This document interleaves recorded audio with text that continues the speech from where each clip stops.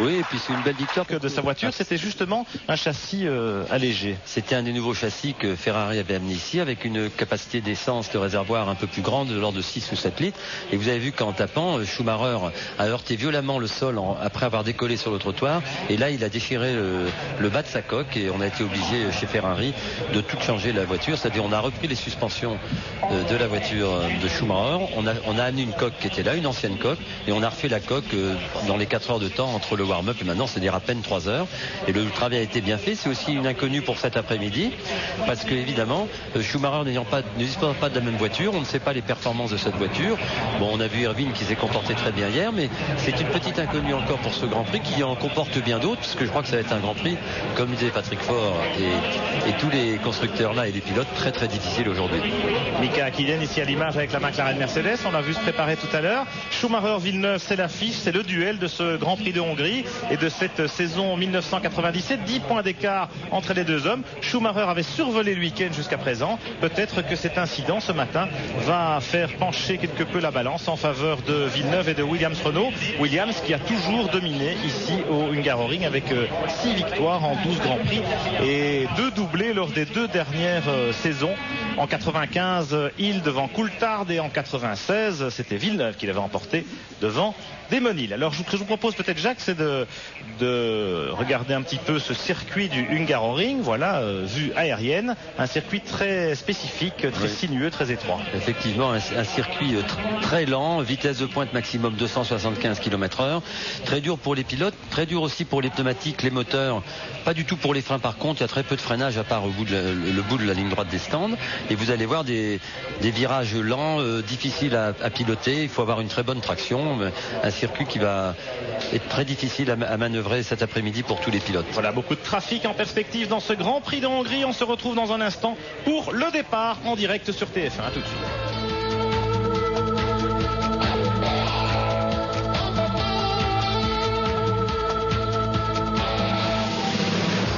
En marche vers la gloire, Michael Schumacher et Jacques Villeneuve. L'un des deux sera champion du monde. L'Allemand engrange les points. Avec le Canadien, c'est tout ou rien. Cette fois-ci, Schumi a le privilège de la pole position. Et pourquoi pas un exploit de l'actuel champion? Depuis le Hungaroring, voici donc ce Grand Prix de Hongrie de Formule 1. 100 000 spectateurs et plus se massent sur les collines du nord de Budapest. Nous sommes à 20 km au nord-est de Budapest, à peu près sur ce circuit ultra moderne qui a été conçu il y a une douzaine d'années pour accueillir le premier Grand Prix de Formule 1 au-delà du rideau de fer à l'époque, puisque c'était encore sous régime communiste.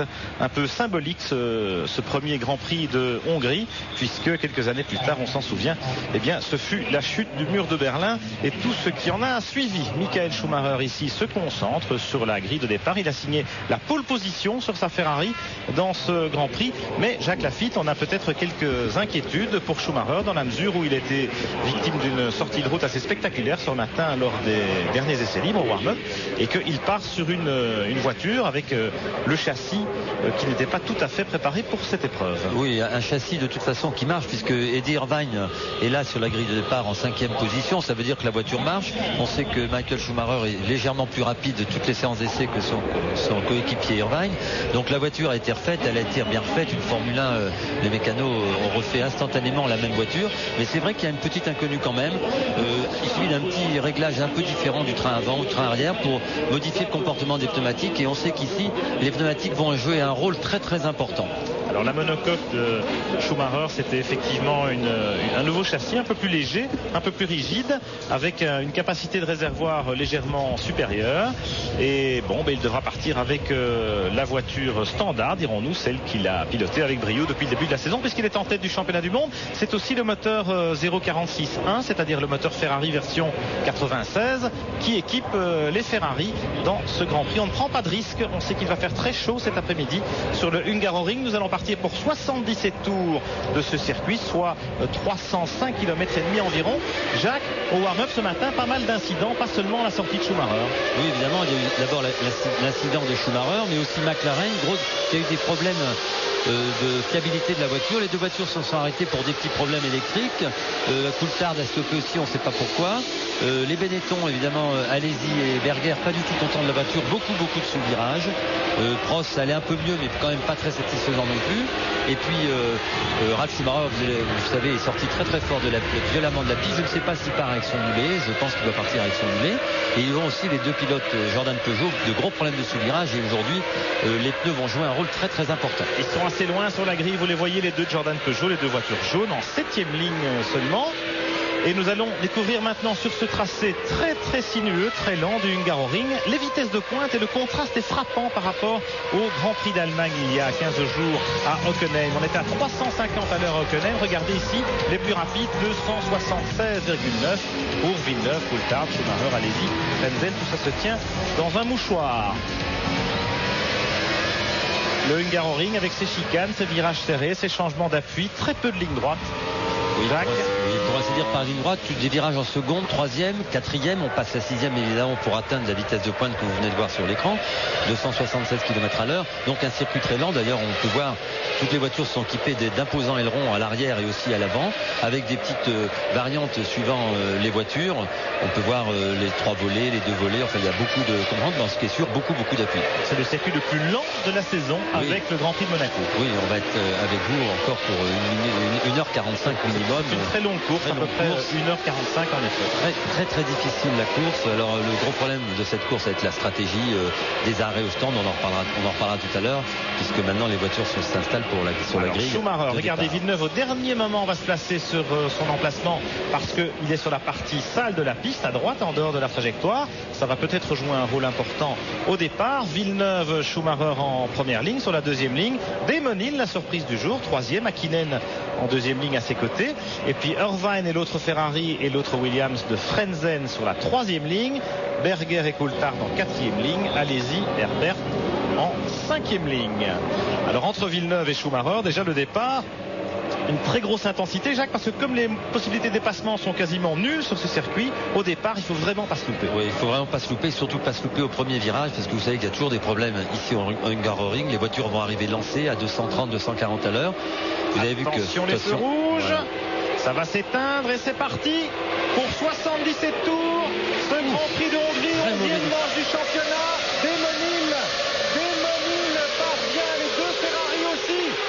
Irvine à droite, Damon Hill, Jacques Villeneuve a complètement manqué son envolée et c'est pas une bonne nouvelle pour le Canadien. Schumacher en tête, Hill deuxième, Irvine troisième. Attention, il y a une McLaren qui plonge, là c'est Hakkinen. Irvine essaye de faire l'extérieur à Hill, aucune chance, et c'est Magnussen qui est immobilisé.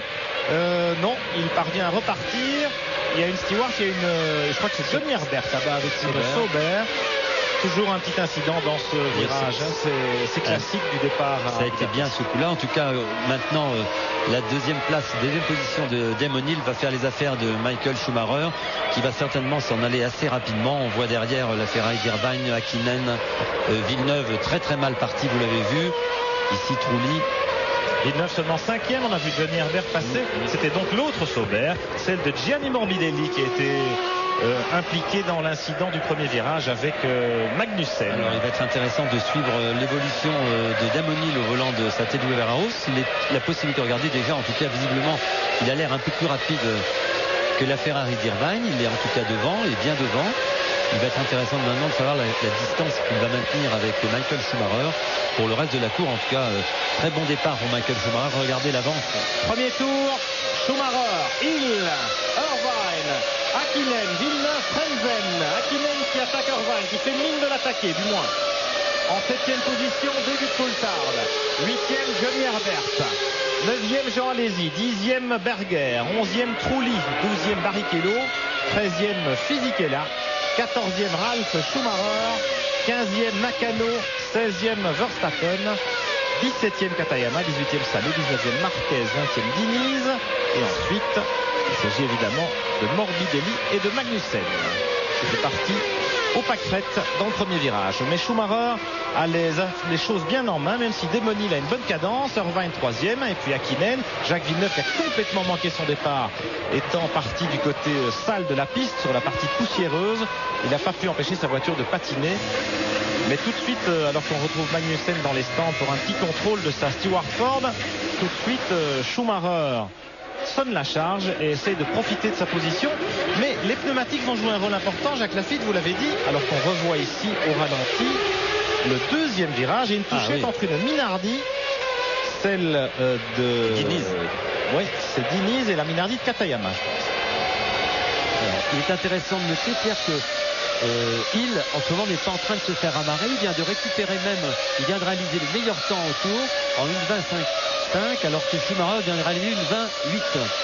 3 dixièmes plus vite, c'est important pour la suite de la course, parce que Damon Hill va créer la surprise que les pneumatiques ici vont jouer un rôle prépondérant sur le déroulement de la course. Il faut savoir que chez Goodyear, la plupart des concurrents ont choisi des pneus à gomme tendre. C'est le cas de Schumacher, bien sûr, mais aussi de son concurrent direct, Jacques Villeneuve. Les seuls en pneus durs chez Goodyear, ce sont, Jacques, les deux Jordan de Peugeot de Schumacher et Physique est là, et aussi Heinz-Harald Frentzen, ce qui explique la position un peu moins bonne sur la grille de départ du pilote allemand, parce qu'il a toujours des problèmes avec sa voiture de réglage, il bulle très facilement ses pneus, donc par précaution il est parti. Alors c'est peut-être une chance pour lui aujourd'hui parce qu'il fait très chaud. S'il n'effectuait que un ou même peut-être 2 arrêts, il aurait peut-être une possibilité de revenir dans le classement très rapidement. Stratégie décalée donc en perspective pour les deux Jordan Peugeot et pour la Williams de Frentzen. Vraisemblablement 2 arrêts pour eux et 3 arrêts pour ceux qui sont partis en pneus tendres, ou alors 1 et 2 arrêts. Oui, on verra ça assez rapidement.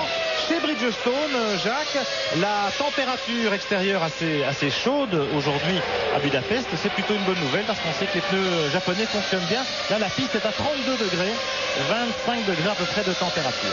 Oui, on sait que les pneus Bridgestone ont besoin d'une très forte chaleur. Le seul problème que pourrait poser la piste aujourd'hui aux pneus Bridgestone, c'est qu'elle est très étroite et qu'elle ramasse, il y a beaucoup de gomme et de poussière en dehors de la trajectoire et que les pneus Bridgestone ont tendance très rapidement à ramasser cette gomme, et si les pilotes par malchance avaient une petite incursion, en tout cas pour doubler, ou une incursion sur le bas-côté, ça les pénaliserait beaucoup, mais c'est la seule inconnue pour Bridgestone aujourd'hui. On sait évidemment que chaque fois qu'il a fait chaud, les voitures équipées de Bridgestone ont été dans le coup. Alors sur ce Hungaroring, en effet, seule la trajectoire idéale, la bonne ligne est à peu près propre avec une bonne adhérence, et très rapidement les bas-côtés de cette trajectoire idéale sont salis, notamment par tous ces déchets de gomme, a fortiori avec des pneus tendres, et en ramassant un petit peu la mauvaise gomme, la gomme usée en sortant des trajectoires, les pilotes perdent rapidement toute adhérence. Alors évidemment sur ce circuit les virages sont très étroits, on est souvent en seconde, troisième en pleine accélération, on fait fonctionner énormément les pneumatiques, donc on use énormément la gomme, ce qui provoque ces petits dépôts de gomme autour de la trajectoire idéale, et qui provoque aussi ces très gros embêtements pour les pilotes, parce que ramasser de la gomme sur le pneu, il faut un demi-tour pour le nettoyer. Alors tout de suite les écarts au 4e passage. Schumacher, il a 1 seconde 2, il est tout près des molles, c'est lui qui signe le meilleur tour en course. Irvine à 4 secondes, Hakkinen, Villeneuve à 5 secondes et demie, Frentzen à 7 secondes, Coulthard à 8 secondes, Herbert 8e à 10 secondes, Jean Alesi 9e à 11 secondes et demie, Berger 10e à 12 secondes, Trulli est en 11e position à 14 secondes. Tout de suite les écarts qui se creusent, Jacques Lafitte, et le petit train qui s'installe, un peu la procession, comme toujours sur ce circuit, mais avec plein d'inconnus cet après-midi, notamment les stratégies. D'abord l'inconnu des stratégies, mais aussi surtout la bonne nouvelle pour Damon Hill et Williams, qui sont ici, qui font jeu égal avec la Ferrari de Michael Schumacher. C'était pas prévu. Visiblement les pneus ont l'air de mâcher. Alors est-ce que Hill va faire 3-4 arrêts? Je ne sais pas, mais en tout cas il est très rapide et c'est très intéressant. Il est pour le moment l'homme le plus rapide en piste. Regardez là l'image, Schumacher et Hill, les 2 derniers champions du monde en date, champion du monde en 96, Schumacher en 94 et 95, et vous voyez que Hill effectivement revient sur la Ferrari. Alors on était déjà très surpris de voir Hill en 3e position sur la grille, Jacques. On croyait un coup de bluff, un petit coup un peu magique des pneumatiques. Et puis là on constate en début de course qu'il est là et bien là, et que la Rose Yamaha a bien progressé. Et regardez, c'est toujours l'homme le plus rapide en piste. Tous les pilotes derrière eux, Irvine, Hakkinen, Villeneuve, Frentzen, Coulthard, tournent à peu près dans les mêmes temps, entre une 21 et une 27, ce qui est très bon signe pour le reste de la course. À part Damon Hill qui lui tourne en 1,21, Schumacher vient de réaliser 1,28, ce qui veut dire que Damon Hill est plus rapide et qu'on va assister aux surprises à peut-être la première fois de sa carrière, en tout cas cette année avec TWRO, de sa position chez TWRO, de peut-être voir cette voiture en possibilité, en tout cas, d'être en tête d'un Grand Prix. Peu de temps peut-être, mais en tout cas, elle est là, la voiture. Il est nettement plus rapide. Regardez les temps, une 19.6 contre une 19.7, une 20.1 contre une 20.8. Ce sont des poignées de dixièmes, mais c'est beaucoup.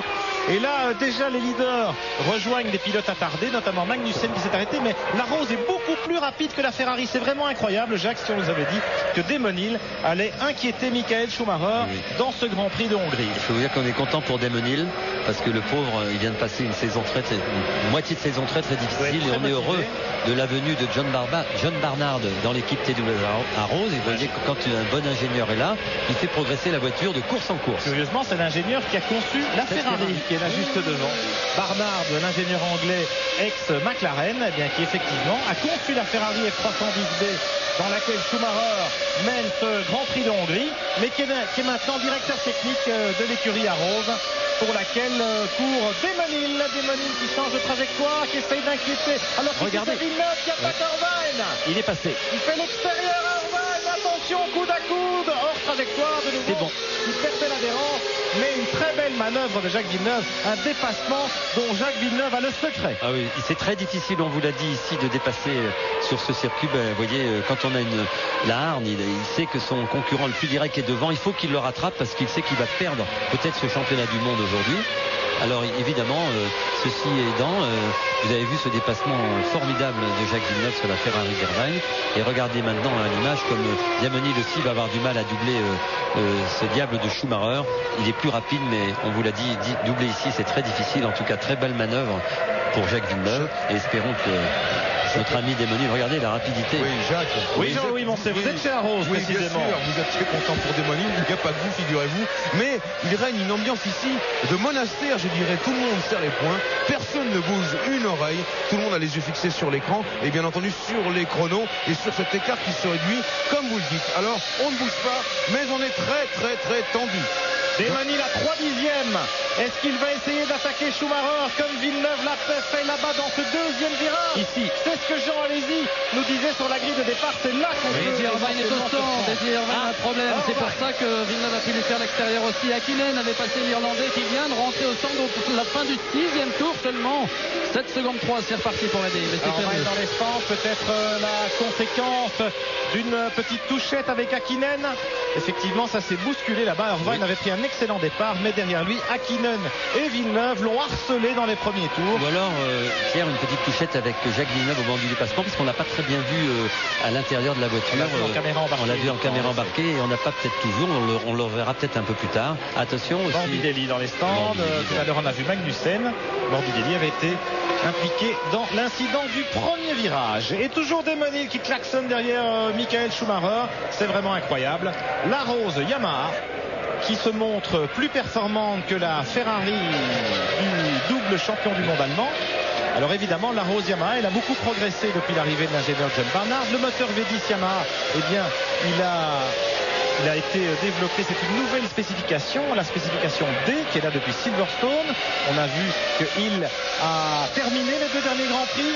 Il a marqué un point en terminant 6e au Grand Prix de Grande-Bretagne. Et puis là maintenant c'est en qualification que les choses s'améliorent grâce aussi au pneu Bridgestone. Il est tout près Damon, prêt à plonger. Et vous voyez, Schumacher doit trouver quelques difficultés avec son nouveau châssis. On vous l'avait dit avant le départ, la voiture n'est peut-être pas aussi confortable qu'elle l'était pendant les essais et les qualifications, puisque l'on voit revenir plein pot derrière les voitures d'Hakkinen, Villeneuve et tous. Et Frentzen et Coulthard. Donc ça veut dire que la Ferrari Schumacher n'est pas au mieux de sa forme, et ce qui expliquerait aussi que Damon Hill est pour venir aussi facilement. Mais alors, malheureusement pour Damon Hill, sa voiture est un peu moins rapide en ligne droite que la Ferrari, de l'ordre de 4 ou 5 km/h, et c'est assez important ici pour arriver à doubler. Alors on va voir si Damon Hill va avoir le culot de doubler dans ce petit virage dont tout à l'heure on avait vu doubler. Ici là, c'est fini pour Morbidelli. Morbidelli qui avait retrouvé son volant ici en remplaçant Fontana. Ça klaxonne qui fort avait derrière. Assuré l'intérim. Regroupement en tête de ce Grand Prix de Hongrie. Schumacher, Hill, Hakkinen, Villeneuve et puis Frentzen, roue dans roue, les 5 premiers. Vous savez Pierre, on est à la mi-championnat, en tout cas il reste 7 courses, dont celle-ci avant la fin du championnat. On s'excite énormément. Il est tout près des mains. Est-ce qu'il va doubler à moins de 2 dixièmes, il plonge, il y va. Et Schumacher ferme la porte. Mais attention. Pierre et Jacques, vous savez que Schumacher, ses pneus ont très nettement bullé ce matin au moment du warm-up. Ça doit être le cas en ce moment. Et puis Schumacher, il joue le championnat du monde. Et lui, il joue tout simplement une victoire. Donc ceci peut expliquer l'agressivité également de Démoni. Oui, mais Pierre, Jean-Louis, ça revient fort aussi derrière. Il le sait d'ailleurs. Il l'a vu dans ses rétros. Jacques Villeneuve n'est pas loin. Et Jacques Villeneuve revient sur lui, est plus rapide que lui pour le moment. Et ça voudrait dire que Jacques Villeneuve est en possibilité de gagner la course et surtout de la finir devant Michael Schumacher. Regardez le train magique que l'on voit ici, c'est génial. Ce circuit pour ça est formidable. Pour ça, il faut que Villeneuve évidemment efface les conséquences de son mauvais départ et reprenne l'avantage par rapport à Hakkinen qui occupe la 3e place. Sans parler évidemment de Damon Hill qui harcèle toujours le leader, Michael Schumacher. Alors vous avez vu Pierre, la possibilité pour les pilotes de partir sur la mauvaise partie de la piste comme c'est un handicap incroyable. Il aurait presque fallu que Jacques Villeneuve réalise le 3e temps pour être en meilleure position. Il aurait suivi dans son départ canon Michael Schumacher. Il serait retrouvé en meilleure position. On ne peut pas tout faire. Alors on a parlé de pneus bullés, Jacques Lassie. De quoi s'agit-il? Ces gommes tendres supportent mal la chaleur. Regardez. Il est tout près des molles. Il va essayer de je pense qu'il va essayer. Là, on parlera après des pneus. Ouais. Regardez. Mais un petit peu moins rapide. Non, il va être bien, il va être bien. Il va être bien. Il y est. Il force le attention à l'intérieur. Attention. Alors explosion ici de joie naturellement chez Arrows Yamaha. Tout le monde est debout, les poings en l'air vers le ciel. Et même chose. Du Grand Prix de Hongrie. Et tout de suite il creuse l'écart. Damon Hill sur l'Arrows Yamaha en pneu Bridgestone. Regardez ce dépassement fantastique. Magnifique, Jacques. Vous avez vu que Damon n'est pas sorti vraiment dans le derrière de Schumacher. Il a laissé un peu de marge pour attaquer au dernier moment et il a surpris Schumacher, imparable. Schumacher a essayé, mais Schumacher c'est un grand pilote. Il a compris quand on est à côté, c'est pas la peine d'insister. Et il a d'autres soucis dans la tête aujourd'hui, c'est de contenir Jacques Villeneuve et de terminer dans les points pour le championnat du monde. Alors le classement, regardez, Damon Hill qui creuse l'écart maintenant. Ensuite nous avons Schumacher, Hakkinen, Villeneuve, Frentzen, Coulthard et même Johnny Herbert qui est là avec la Sauber. Tout ça groupé en quelques secondes à peine. Jean Alesi occupe la 8e place, Trulli est 9e, Barrichello 10e. Alors pour expliquer que Michael Schumacher tourne en 1,23 et que derrière les pilotes qui suivent tournent à la même cadence que lui, mais par contre derrière quand vous voyez Coulthard, Herbert, Alesi, Trulli, ils sont en train de revenir aussi parce qu'ils tournent en une seconde plus vite. Pierre-Jacques, attention, regardez bien le stand Ferrari. On va être prêt vraisemblablement à accueillir Michael Schumacher chez Ferrari. Et oui, les problèmes de pneumatiques. Alors venons-en, Jacques Lafitte, on bulle les pneus chez Ferrari. De quoi s'agit-il? Ça veut dire que la voiture sous-vire ou survire un peu trop. Les pneus prennent trop de température. Ils surchauffent, ils sont au-dessus de 100 degrés. Et au-dessus de 100 degrés, comme l'eau et tout, on bulle. On fait des petites bulles. Voilà, et ça, alors c'est impossible de conduire. Le pneu est trop chaud, il n'a plus aucune adhérence. Mais il suffit quelquefois de ralentir un peu la cadence pour redonner de la consistance au pneu. Mais dans le cas présent, je crois que ça va être difficile. Il fait toujours très chaud. Et puis, il a derrière lui une meute de fous furieux. Et regardez comme Damon Hill est heureux parce que Schumacher est en train de bloquer tout le monde. Ça avait permis aux pilotes derrière de revenir sur Damon. Damon maintenant est en train de bénéficier de ce qu'il a. Regardez la différence incroyable. Damon, Pierre-Jacques. On rentre les pneus chez Ferrari. Donc Schumacher ne va pas rentrer tout de suite curieusement. Par contre, on ne peut pas vous les montrer là. Mais j'ai les pneus d'Eddie Irvine sous les yeux. Tous les pneus, les deux pneus côté gauche sont effectivement complètement cloqués. Ce sont des toutes petites bulles de tous côtés. C'est une bonne indication. Mauvaise veille pour Ferrari. 20e. Et Michael Schumacher est dans de sales draps. Voilà ce qu'on peut vous dire depuis Budapest. On marque tout de suite une petite pause. Et on revient pour vivre ce Grand Prix absolument fantastique. Retour à Budapest, on vous disait que Michael Schumacher était dans de sales draps, ça se confirme. Il s'arrête au stand au 14e tour, changement de pneumatique, très peu d'essence, 6 secondes, vous le constatez, 6 secondes d'arrêt. Jacques, ça veut dire une stratégie à 3 arrêts certainement pour l'équipe de pilote. Oui, absolument, surtout vu la qualité de ses gommes. En tout cas, de ce train-là, il va devoir s'arrêter encore 2 fois. En tout cas, beaucoup de choses se sont passées, Pierre. Avec évidemment Villeneuve Bon, il y a Demonil en tête, hein, ça vous le savez. Demonil qui a 8 secondes d'avance, tenez-vous bien, avec son Arrows Yamaha, parce que Schumacher a fait le jeu de Hill en bloquant ses poursuivants. Ensuite, c'est Mika Häkkinen, on va le revoir à l'image. Mika Häkkinen, dont la McLaren Mercedes s'est immobilisée au ralenti d'abord, un peu de fumée. Le V10 Mercedes a rendu l'âme dès le 10e tour et le Finlandais disparaît malheureusement. Häkkinen qui occupait la 3e place et qui a donc permis à Jacques Villeneuve de revenir au premier rang. Et là, c'est Villeneuve qui va déborder imparablement Michael Schumacher avant que le pilote allemand ne regagne son stand pour changer de pneumatique. On revient en direct tout de suite avec Hill en tête au 15e passage. 8 secondes d'avance sur Villeneuve. Frentzen 3e à 11 secondes et demie. Coulthard en 4e position à 14 secondes. 5e Johnny Herbert. 6e Jean Alesi à 22 secondes. Trulli est 7e avec la Prost à 23 secondes. Barrichello 8e. Ça veut dire que les pneus Bridgestone se comportent bien, pas seulement sur la rose du leader, mais aussi pour Trulli et Barrichello. Jacques. Et puis il y a les deux Jordan Peugeot qui sont revenus 9e et 10e, Fisichella, Schumacher. Oui, ce qui est intéressant de noter là maintenant, Pierre, c'est que Frentzen, qui lui est équipé en pneus durs, réalise le meilleur temps au tour. Ça veut dire que les pneus durs sont dans le coup, que Frentzen va peut-être ne faire qu'un seul arrêt, peut-être deux. En tout cas, il est sûr maintenant que Hill et Villeneuve vont effectuer 3 arrêts vraisemblablement.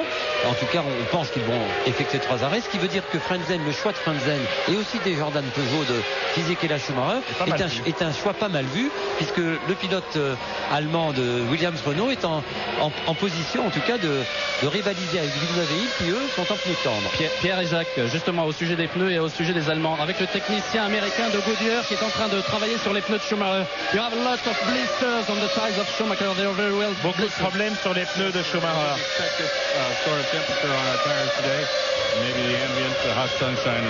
Oui, beaucoup de soleil, beaucoup de chaleur aujourd'hui. How many pit stops for Schumacher now? Probablement 3 arrêts. Ils sont détruits les pneus de Schumacher. Il y a des cloques partout. Alors, Pierre, Jacques, il va y avoir un arrêt chez Arrows Yamaha, mais rassurez-vous tout de suite, ce sera Pedro Diniz. Je vous dis ça au cas où vous auriez un petit arrêt cardiaque. Merci Jean-Louis. Diniz d'abord. Alors en tout cas, on peut dire que si les pilotes effectuaient 3 arrêts, il faudrait qu'ils s'arrêtent au 19e tour, au 38e et au 57e. Et s'ils ne feront que 2 arrêts, ça sera 25 et 50e. Donc si ça s'arrête maintenant chez Damon Hill, ça prouve qu'il va faire 3 pit stops. Voire même 4 arrêts. Voilà Diniz qui s'arrête maintenant. Mais les Ferrari par exemple vont peut-être être contraints de s'arrêter 4 fois. En effet, Irvine s'est arrêté très tôt dans la course, au 6e passage à peine. Et Schumacher au 14e. Schumacher qui est reparti en 12e position avec 35 secondes de retard sur Damon Hill, le leader. Là c'est Pedro Diniz. On va voir les deux Arrows. Pedro Diniz qui quitte les stands après son premier ravitaillement. Et puis Damon Hill, le leader. Il perd un peu de terrain sur Villeneuve. Ça va faire un petit bouchon entre lui et Villeneuve. C'est bon pour Damon Hill parce qu'il va y avoir Pedro Diniz à doubler. Voilà, il peut perdre un peu de temps. Mais on voit que Villeneuve et Frentzen reviennent. Bien sûr, ils vont vite. On va voir aussi, très intéressant de suivre l'évolution des temps de Michael Schumacher au volant de sa voiture. Il tourne en 1.21.3 à l'heure actuelle, qui est un peu moins rapide que Frentzen qui tourne en beaucoup moins rapide. 1.18.8 pour Frentzen qui est l'homme le plus rapide en piste depuis 3 tours. Il va être intéressant de voir le comportement des pneus parce que peut-être qu'ayant changé sa voiture, Schumacher a un problème de réglage sur ses pneus à l'arrière parce qu'on a vu qu'ils étaient très brûlés tout à l'heure. Donc on va voir s'il va encore un peu plus vite tout à l'heure et s'il est obligé de s'arrêter dans 7 ou 8 tours. Une autre information, Pierre et Jacques, les pneus de Pedro Diniz sont sous mes yeux et il n'y a absolument aucune cloque naturellement, tout juste un plat, mais ça c'est Pedro Diniz qui a effectué un petit freinage un peu long. Pas d'inquiétude donc chez Bridgestone. Merci pour le renseignement Jean-Louis. Les deux Arrows Yamaha, les voilà, les voici. Il y a une Tyrrell là dans le dernier grand virage avant la ligne droite des stands. Et puis c'est Verstappen et puis Diniz et Hill qui va bientôt prendre un tour à son équipier. Et puis on aperçoit Villeneuve là-bas au bout de la ligne droite qui est déjà là. Et Frentzen, l'écart se réduit. 5 secondes Pierre, 4 secondes entre Villeneuve et Hill. Frentzen est à 7 secondes et il est en pneu dur. Vous avez raison de souligner, le voilà Frentzen. Il va peut-être s'arrêter une fois de moins que Villeneuve. Ce serait un très beau coup pour le pilote allemand de l'équipe Williams-Renault qui en a bien besoin, il faut dire. En tout cas, c'est l'homme le plus rapide en tête. Il maintenant a quelques difficultés avec ses pneus, mais je crois que les pneus Bridgestone avaient prévu de faire en pneu tendre en tout cas 3 arrêts, et Damon va s'arrêter très rapidement. Maintenant, on est au 18e tour. A priori, dans un tour, on a fait un petit essai avec Pedro Diniz et on va arrêter maintenant Damon parce qu'il se fait vraiment remonter. Il est temps pour lui de s'arrêter et de repartir. On sait que Villeneuve, vraisemblablement aussi, va s'arrêter 3 fois. Donc, rien n'est perdu pour Damon Hill, au contraire. Et oui, c'est l'alerte. Pardon, Pierre, de vous couper. C'est l'alerte, effectivement. Et on se prépare maintenant à accueillir Damon Hill. Pedro Diniz fait des grands signes, peut-être pour dire à Damon qu'il l'a vu dans son rétroviseur. Alors est-ce qu'il rentre dans ce tour-là, Damon? Non, c'est une fausse alerte. On rentre les pneus à l'intérieur du stand. Ah, vous avez raison, il continue. Damon Hill avec Diniz toujours devant lui. Et puis Villeneuve pas loin derrière. Damon Hill qui prend, voilà. Diniz, il a carrément levé le pied dans la ligne droite pour laisser son leader Damon Hill passer devant. Il est en tête du Grand Prix de Hongrie sur la Rose Yamaha. Qui l'aurait cru? 19e tour, 3 secondes d'avance maintenant sur Villeneuve et sur Frentzen, les deux Williams-Renault qui sont maintenant presque roue dans roue. 2 secondes à peine d'écart entre Villeneuve et Frentzen. Coulthard occupe la 4e place sur la McLaren Mercedes à 13 secondes. Johnny Herbert est 5e à 18 secondes. Jean Alesi très bien revenu en 6e position, mais a déjà près de 30 secondes de leader. Jarno Trulli est juste là derrière Alesi. Trulli et Barrichello. Et puis les deux Jordan Peugeot, un très beau peloton derrière Alesi. Et je vous propose tout de suite de voir si vous avez bien suivi tout ça en jouant avec nous pour la première fois cet après-midi au concours Top Position.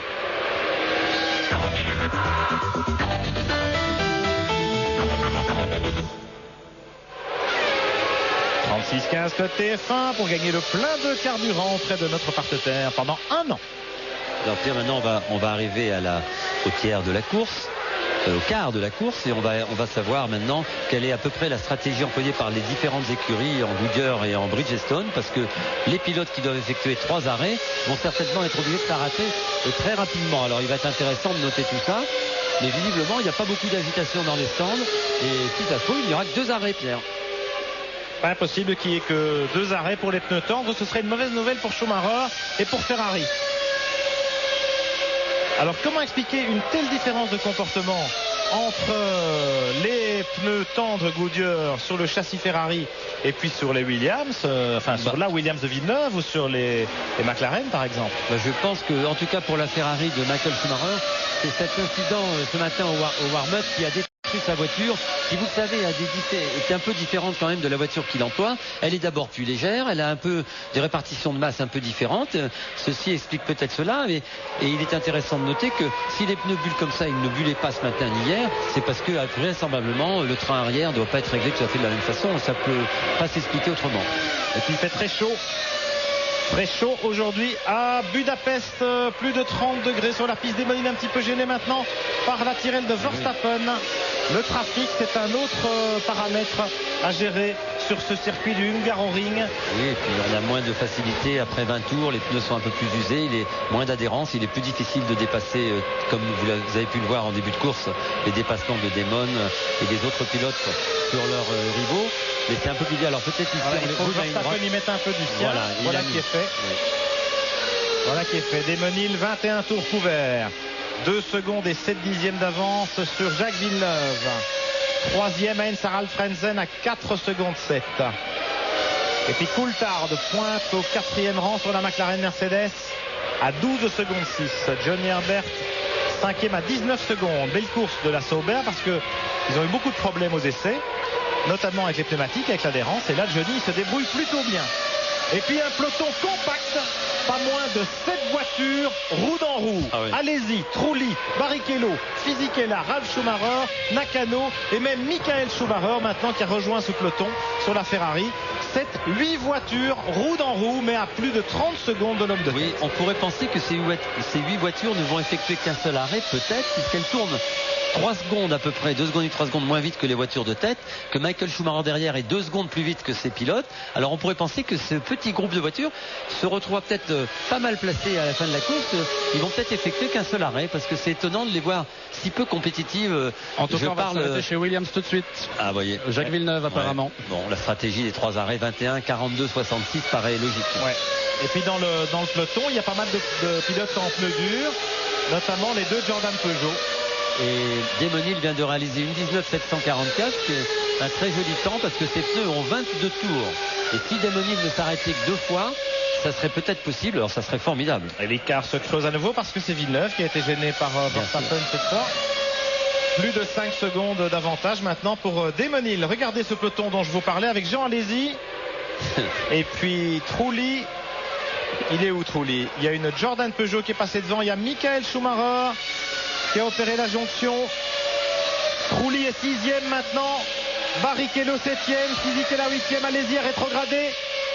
Et là c'est Ralf Schumacher qui passe Jean Alesi. Jean Alesi en difficulté maintenant, talonné par Nakano et par Michael Schumacher. Et on se prépare cette fois pour de bon chez Arrows Yamaha pour le changement de pneu, le ravitaillement de Damon Hill. Les Benetton sont complètement à la dérive. Jean Alesi en difficulté, Gerhard Berger est encore plus loin.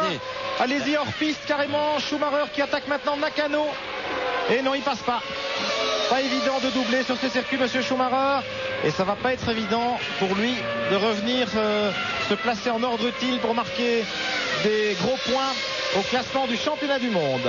On revoit la sortie de Alesi. Un peu large.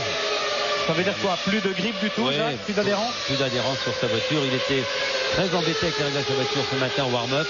Et regardez, il avait raison, la voiture est difficile à conduire. Les pneus doivent être à peu près morts, un peu comme Schumacher tout à l'heure. Il va falloir qu'il s'arrête au stand pour ravitailler. En tout cas, on voit Nakano rivaliser avec Michael Schumacher, c'est rare, et il a du mal à revenir, Michael. Et Berger est encore plus mal qu'Alesi. Il est 14e, Gerhard Berger, le vainqueur du Grand Prix d'Allemagne. 14e à 1 minute 10 du leader. Il est même derrière les 2 Ferrari de Schumacher et Irvine qui se sont déjà arrêtés. 23 tours. Damon Hill en 1.20.0. Villeneuve 1.20.6. Frenzen 1.20.9. Coulthard 1.20 et 7 dixièmes.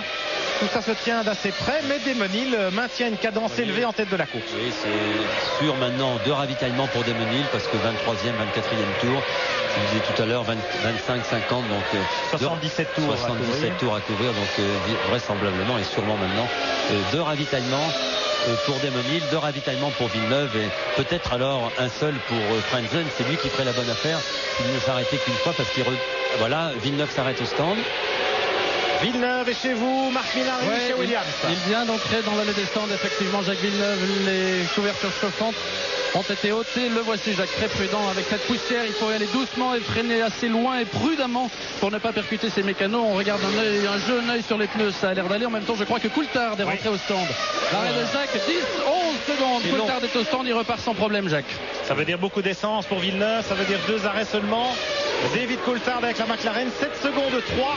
Alors peut-être qu'on a été particulièrement lent chez Williams. C'est un problème, ils ont été lents parce que regardez, il va repartir, voilà, ça va très bien. Il part devant Trulli. Devant Trulli, c'est bien. Barrichello, Fisichella, Ralf Schumacher, Nakano qui fait une belle course encore. Et puis Michael. Damon Hill qui va bientôt rentrer. J'ai compris le signe des gens qui ont les écouteurs sur les oreilles ici. C'est donc le ravitaillement dans quelques secondes du leader de ce Grand Prix de Hongrie, Pierre-Jacques. Ça va s'embouteiller dans les stands parce que je crois que nombreux pilotes vont s'arrêter maintenant. On est au 24e tour, 25e bientôt. Il va falloir s'arrêter. Voilà Damon, il était sur les talons de Berger, figurez-vous, prêt à prendre un tour à la Benetton. Berger qui gagnait le Grand Prix il y a 15 jours. Alors Jacques, c'est ça qui est magnifique dans cette Formule 1 de la saison 97, c'est que le premier d'aujourd'hui sera peut-être dernier demain. On ne souhaite pas à Damon parce qu'il était dernier hier. Oui, mais alors il va peut-être être produit aujourd'hui. Mais en tout cas, on a vu les pieds de Damon, ils sont impeccables. Il n'y a pas de il n'y a rien du tout. Il est chez vous, Jean-Louis. Oui, plein d'essence naturellement. On surveille le chrono. Et il repart avec des gommes neuves. Et on va essayer peut-être de voir les gommes qui ont été démontée de cette voiture. En tout cas, je les vois arriver d'ici. Eh bien oui, elles sont pas neuves, bien entendu, vous l'imaginez, mais absolument pas la moindre cloque. Une usure normale et régulière. Il repart en deuxième position, Damon Hill, en pneu neuf devant Johnny Herbert qui est troisième, juste derrière lui avec la Sauber, mais qui ne s'est pas encore arrêté. L'homme de tête s'appelle Heinz-Harald Frentzen avec la Williams Renault qui ne s'arrêtera peut-être qu'une seule Voici fois. Ralph qui rentre également. Oui. Ralph Schumacher en même temps que Barrichello d'ailleurs chez Jordan. Alors ça fait du monde dans les stands, vous l'aviez dit, Jacques Lafitte. Oui. Et je peux vous dire que Heinz-Harald Frentzen vient de réaliser encore le meilleur tour avec ses pneus durs. Et si la stratégie de Williams c'est de ne faire qu'un seul arrêt pour Frentzen, ce qui paraît vraisemblable, je peux vous dire que Frentzen va être très très bien placé à l'arrivée. Oui. Malheureusement pour Damon Hill. Et ça va être difficile. Berger est au stand également. Berger. Effectivement, beaucoup de monde dans les stands. Barrichello et Ralf Schumacher sont repartis. Jean Alesi repart, le pauvre, il était complètement à l'agonie. Oui, c'était Alesi et pas Berger. Là, on vient de voir passer Frentzen en tête. Alesi repart à un tour. Frentzen, le voilà. Il a tourné en 1:18.3. Record du tour actuellement. Il vient de tourner en 1:18.6. C'est-à-dire que sur une piste dégagée, eh bien, il tourne 2 à 3 secondes plus vite Bien que ses sûr, concurrents. On pouvait penser qu'avec des pneus durs, ils iraient en s'améliorant. On s'en était aperçu sur les courses précédentes. Mais il fallait tenter le pari. Et Frentzen a fait ce pari parce qu'il savait qu'avec des pneus tendres, sa voiture réglée comme il la règle était beaucoup trop survireuse. Et il a préféré. Et je crois que c'est un bon choix pour lui aujourd'hui. Regardez. Johnny Herbert qui était troisième et qui s'arrête à son tour. Chez Sauber, 7 secondes 3, un bon ravitaillement. Alors Jacques, moi il y a une petite chose qui m'inquiète, que je comprends pas, c'est que Frentzen n'a pas l'air décidé à s'arrêter. Il ne ferait peut-être qu'un seul ravitaillement. On va voir ça tout de suite chez Williams Renault si on ne ferait pas. Alors que là il est gêné, Frentzen, il est gêné par Alesi ou par Berger. Une des deux Benetton, c'est Berger. C'est Berger qui n'a pas encore changé de pneumatique et qui gêne considérablement la progression du leader Heinz-Harald Frentzen. Voilà, il rentre au stand, Berger, et même s'il n'était pas rentré, je me demande si Frentzen n'aurait pas continué à prendre la voie de décélération. Allez, mais Frentzen a perdu une belle poignée de secondes dans ce tour derrière Berger. Ce que je voulais vous demander, Jacques, c'est Frentzen semble parti en pneu dur, effectivement il va très bien. Peut-être ne s'arrêtera-t-il qu'une seule fois, alors que les Jordan Peugeot également chaussés de gomme dure ont déjà ravitaillé. Oui, Pierre, ça c'est les informations que l'on vous donne ne sont pas toujours très très bonnes parce que personne ne donne d'informations dans les paddocks. On nous a dit que Jordan était en pneu dur. Vraisemblablement, ils sont peut-être aussi en pneu tendre. Mais ça paraît... Ils étaient en 7e ligne sur la grille de départ. Donc ça semble confirmer qu'ils avaient fait un choix plus conservateur et moins performant en qualification. Mais Frentzen va peut-être s'arrêter, parce que là, il a roulé vite. Je ne pense pas qu'il va s'arrêter. Et vous êtes devant, Pierre? Mais chez Williams, ils ont l'air de se préparer, les mécanos. Voilà. Ça y est, on est en train de se préparer chez Williams alors que Nakano rentre. Oui, il y a 19 secondes entre Frentzen et Damon Hill. Damon Hill peut reprendre la tête du Grand Prix lors de l'arrêt de Frentzen. Il va reprendre la piste devant lui parce qu'il tourne en 1:20 contre 1:22 ce dernier tour à Frentzen. Frentzen gêné par Berger. Gêné par Berger, évidemment. Bon arrêt pour Nakano et les mécaniciens de l'écurie Prost Grand Prix. Nakano qui réussit une très belle course. Il occupe la 7e place pour l'instant. Frentzen qui a beaucoup à jouer dans ce Grand Prix de Hongrie. Il a abandonné lors des 2 dernières épreuves dans le premier tour. C'était à Silverstone et puis chez lui à Hockenheim. Il en a gros sur la patate, si vous me permettez l'expression. Et Sarah Frentzen, vous l'avez entendu tout à l'heure dans F1 à la une.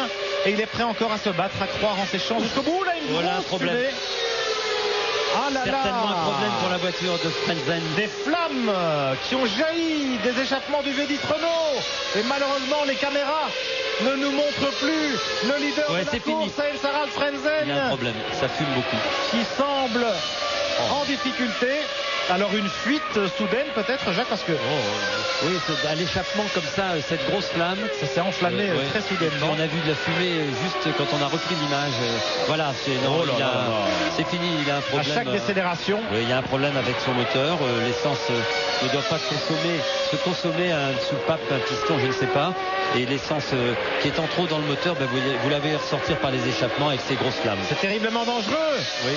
Et on aimerait bien voir, là c'est peut-être un drapeau noir pour Frentzen. Non, c'est un commissaire qui fait ramasser quelque chose sur la piste. Qui fait ramasser un débris sur la piste. Frentzen Et qu'est-ce qu'on lui dit à la radio? On lui dit rentre au stand. Ouais, exactement. C'était prévu, mais qu'est-ce que se passe-t-il, Marc? On voit ça. On le fait rentrer effectivement au stand, Frentzen. On va voir s'il va pouvoir repartir. En tout cas, inquiétude du côté de son ingénieur moteur, Fabrice Lhomme, qui discute beaucoup avec Jean-François Robin et Denis Chevrier. Alors, on essaie le ravitaillement quand même. On met de l'essence. On fait signe quand même au mécano de se pousser. Patrick Head est venu derrière la voiture. Il fait le tour de la voiture. Il vérifie. C'est lui qui va donner l'ordre ou pas de repartir. Qu'est-ce qu'il fait? Pour l'instant, il prend pas beaucoup de régime. Frentzen. On a changé les pneus et on coupe. Apparemment, on va couper. Oui, moteur coupé. Moteur coupé, c'est fini. Cargaden a donné l'ordre avec le visa de Patrick Head. C'est fini pour mesure de sécurité, bien sûr. Il vaut mieux arrêter Frentzen. Regardez-moi ça. C'est un feu de joie. Alors là, vous savez, c'est quelque chose qui a cassé dans le moteur. Non, c'est évident. C'est une pièce mécanique qui a cassé dans le moteur qui provoque ceci. Pauvre Frentzen, en tête du Grand Prix. Il avait fait le bon choix des pneus durs et le malheureux, regardez, il jette son volant de rage, de dépit. Il sort de son cockpit, marqué par une poisse noire. Heinz Harald Frentzen dans sa première saison chez Williams Renault. Alors que Damon Hill, l'homme qui l'a remplacé précisément dans l'écurie championne du monde, eh bien Damon Hill caracole maintenant en tête du Grand Prix de Hongrie sur son arrose Yamaha avec 10 secondes d'avance sur Jacques Villeneuve. On revoit ici une image. C'est Frentzen dans la ligne droite des stands. Peut-être, là, vous voyez cette petite pièce mécanique qui est sortie, peut-être une pièce moteur, je ne le souhaite pas, ou un bout d'échappement, ou quelque chose. C'est pourquoi tout à l'heure le commissaire avait été ramasser la pièce. Voilà, tout à fait. Au passage d'ailleurs, je salue les commissaires de piste de ce Grand Prix d'Hongrie. Il y a beaucoup de commissaires français. Oui, il y a une dizaine de commissaires français qui sont là pour les drapeaux bleus en particulier. Voilà, les commissaires français qui nous viennent de Magny-Cours, du circuit Paul Ricard ou encore du Mans. 30 tours couverts. Damon Hill en tête. Devant Villeneuve, Coulthard, Michael Schumacher. On fait le point tout de suite après les ravitaillements.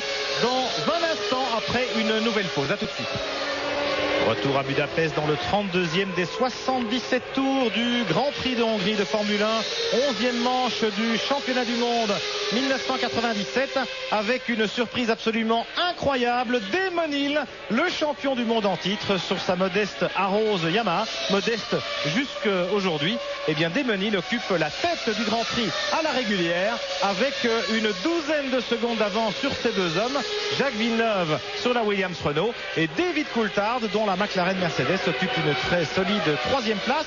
Et puis pas loin derrière, la voiture rouge, la Ferrari, c'est Michael Schumacher qui est revenu en 4e position, pas très loin, à 14-15 secondes de Damon Hill. Michael Schumacher qui limite les dégâts mais qui va devoir s'arrêter dans pas longtemps, Jacques. Oui, il va s'arrêter, mais en tout cas ça prouve que les pneumatiques de son premier train de pneus n'étaient pas très bons. Ça arrive quelquefois dans le choix des pneus. Vous savez que les pilotes peuvent utiliser beaucoup de pneus pendant les essais et suivant les rodages pendant ces essais, les pneus fonctionnent plus ou moins bien. C'est arrivé souvent.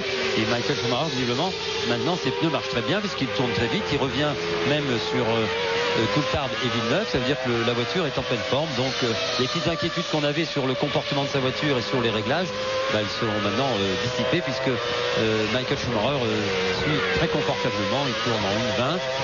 Il vient de tourner en 1.23, mais il vient de doubler une voiture et il est largement en tête. Il a un peu largué Villeneuve dans les 3 derniers tours. Alors c'est intéressant aussi de le noter. Vous voyez, ils font jeu égal. 1.21.7 pour Hill, 1.21.9 pour Villeneuve, 1.22.1 pour Coulthard et Schumacher va s'arrêter au stand. Il rentre. Il vient de tourner en 1.20.6. Le voilà. Michael Schumacher avec la Ferrari, il était 4e et il s'arrête. Et regardons ses pneus. 2e arrêt. Ils sont impeccables les pneus, vous avez vu. Il va devoir s'arrêter 3 fois quand ses concurrents directs ne s'arrêteront qu'à 2 reprises. Schumacher 7 secondes, peu d'essence comme d'habitude chez Ferrari. Espérons que son 3e train sera du niveau du 2e et pas aussi inconstant que le premier. Vous avez vu qu'on avait oublié de lui nettoyer sa visière, mais le ravitaillement était très rapide. Ouais, voilà, il le fait lui-même. Là nous sommes avec David Coulthard dans le cockpit de la McLaren Mercedes sur les talons de la Williams Renault de Jacques Villeneuve. 2e et 3e de ce Grand Prix de Hongrie. 77 tours à couvrir, nous ne sommes pas encore à mi-course. C'est une très longue épreuve, une des plus longues du championnat avec le Grand Prix de Monaco. Johnny Herbert est maintenant 4e après l'arrêt de Schumacher. Schumacher qui est reparti quand même en 5e position devant l'autre Ferrari, Eddie Irvine. 7e, Giancarlo Fisichella sur la Jordan Peugeot, il est à 37 secondes juste derrière les Ferrari. Shinji Nakano occupe la 8e place devant son équipier Jarno Trulli. Excusez du peu, il a bien profité de son ravitaillement Nakano pour prendre l'avantage sur Trulli. Les deux Prost, Mugen Honda au 8e et 9e rang. Et puis Ralf Schumacher sur l'autre Jordan Peugeot occupe la 10e place mais à 51 secondes de la voiture de tête. Jean Alesi est 11e à plus d'une minute. Alors Jacques Lafitte entre la Rose Yamaha de Damon Hill et ses pneus Bridgestone. Et puis nous avons Villeneuve, Williams Renault en Goodyear, David Coulthard, McLaren, Mercedes en Goodyear. Et puis l'inconnu que consiste Michael Schumacher avec ses 3 arrêts, ça peut nous faire encore une fin de course extrêmement disputée. Pierre, vous savez qu'ici la course est très rude pour les pilotes, très rude pour les mécaniques, très rude pour les pneumatiques. Ça veut dire qu'on est à peine à mi-course et que évidemment on est à mi-course maintenant. Il va se passer beaucoup de choses encore pendant ce Grand Prix. Il faut rester avec nous parce que c'est passionnant. Et puis je peux vous dire que voir Damon Hill en tête, c'est une grande satisfaction pour tout le monde. On est heureux pour lui et il est en train de faire une course fantastique parce que Villeneuve derrière. Le peloton de chasse, c'est quand même pas n'importe qui. Villeneuve, Coulthard, Herbert, tout le monde est largué. On ne revient pas sur Damon Hill. J'espère que la fiabilité de la roue, la TWR qui était un peu délicate ces derniers temps, que le moteur et que la voiture va rester en bonne position et qu'il n'y aura pas trop de problème pour ce pauvre Damon Hill qui fait une course fantastique. On va voir si vous n'êtes pas trop largué avec notre deuxième signal du concours. Top position pour jouer avec nous.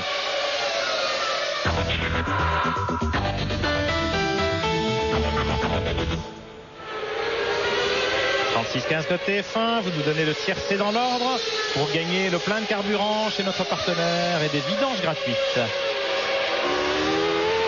David Coulthard et Jacques Villeneuve au coude à coude. Vous le constatez, relativement peu d'écart. Un peu mieux pour Villeneuve un tour, un peu mieux pour Coulthard de l'autre. Alors que là c'est Irvine qui rentre. Est-ce un arrêt prévu? Non, je ne pense pas. Les mécaniciens sont prêts. Si, Irvine est également dans une stratégie à 3 arrêts. Plus que ça. Oui, il s'était arrêté déjà même. C'est la deuxième fois, donc c'est une stratégie de 4 arrêts. 4 arrêts pour Irvine, c'est vrai, Jacques, vous avez raison. Irvine qui va plonger dans les profondeurs du classement. Alors que Schumacher a bien limité les dégâts puisqu'il occupe la 5e place après son ravitaillement. Schumacher à 34 secondes de Damon Hill. En fait 10 secondes derrière Herbert qui lui est à 12 secondes derrière Coulthard et Villeneuve, donc c'est pas encore perdu pour Schumacher. En tout cas Michael Schumacher est en position de marquer des points. On sait qu'il va encore s'arrêter une fois, mais ses rivaux aussi, donc la course n'est pas encore jouée pour les 5 premiers, les 6 premiers. Ce qui est intéressant de noter, c'est que Damon Hill aime bien cette piste. Il a gagné là son premier Grand Prix. Il est à l'aise. Il est à l'aise sur cette piste. Il a toujours fait des très belles courses au Hungaroring, donc très très bonne chance pour lui aussi. C'était en 93, en effet, que Damon Hill remporta sa première victoire en Formule 1 ici sur le Hungaroring de Budapest.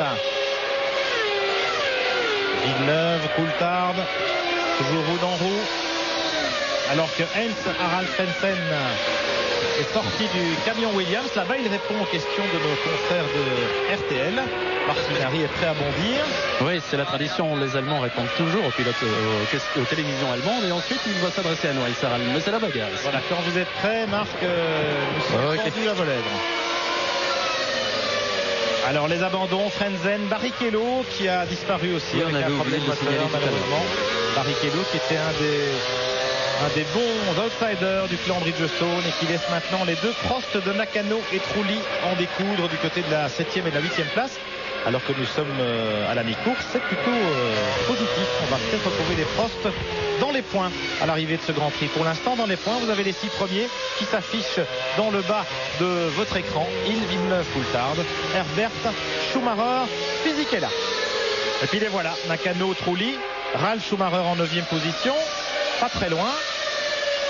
Allez, on essaye avec notre ami Frentzen bientôt. Si on arrive à survivre. Allez-y, jouez des coudes, Marc. Et puis, quand on entendra Frentzen en anglais, le malheureux Frentzen qui a abandonné alors qu'il menait la course, qu'il avait effectué un bon choix de pneus, les pneus durs, et qu'il était peut-être en mesure de remporter ici sa deuxième victoire en F1. Toujours pas de Frentzen. Non, ça ne saurait tarder, ça ne saurait tarder. Je joue des coudes, rassurez-vous. Allez, il arrive. Non. Je vais prendre des cours de catch. À l'image, on a Coulthard qui revient très fort sur Villeneuve. Regardez les images, il est très très près. Hein. Ok, on y va. Villeneuve est gêné dans le trafic. So Heinz, what happened to you? Qu'est-ce qui est arrivé, Heinz? Well, fuel tank connector was broken. Eh bien, la connexion du réservoir d'essence s'est rompue. Et il y a eu une fuite. J'ai senti quelque chose d'étrange. J'ai vu de la lumière dans les rétroviseurs. Mais j'ai pas pu comprendre ce qui se passait. Il y avait des flammes qui sortaient des échappements. Quelle malchance, vous étiez en tête de la course. Oui, je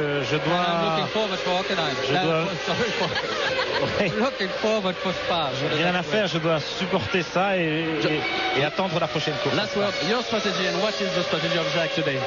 Quelle était votre stratégie et celle de Jacques aujourd'hui? Jacques was on a similar strategy on 2 stops. Oui, Jacques en 2 arrêts comme moi. J'avais juste des pneus durs. C'était pas mal. Je pouvais attaquer très fort jusqu'au bout. J'étais donc très confiant d'être sur le podium. Surprising Damon, isn't he? Surprise, hein, la performance de Damon. Ouais, grosse surprise. Merci Marc Minardi, merci Heinz-Harald Frentzen, le héros malheureux de ce Grand Prix de Hongrie. Alors Pierre, on se retrouve avec Damon Hill en tête qui tourne toujours beaucoup plus vite que ses adversaires les plus directs. Une 21 contre une 21-9 à Villeneuve et une 21-9 à Coulthard, qui sont eux roue dans roue. Villeneuve, on a l'impression que Villeneuve éprouve quelques difficultés au freinage. On voit la voiture de David Coulthard revenir très fort sur lui. Ils ont peut-être un petit problème. été un peu gênés par le trafic aussi. Oui, mais quand alors même. Que Damon taille la route. Il a maintenant 15 secondes d'avance, Damon Hill, sur ses poursuivants. Les voilà au bout de la ligne droite. Vous voyez Villeneuve et Coulthard derrière Jean Alesi. Non, c'est Berger. Voilà, Villeneuve, Coulthard. Ils ont dû passer la Tyrrell qui est derrière eux. Mais effectivement, la McLaren Mercedes semble un peu plus performante que la Williams-Renault. Et Coulthard se rapproche dans la partie sinueuse, dans les freinages.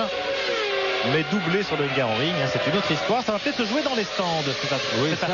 En tout cas, certainement pour Villeneuve et Coulthard, je ne vois pas Coulthard doubler à moins d'un problème. Là, c'est Michael Schumacher aux prises avec Giancarlo Fisichella. C'est la bataille pour la 5e place.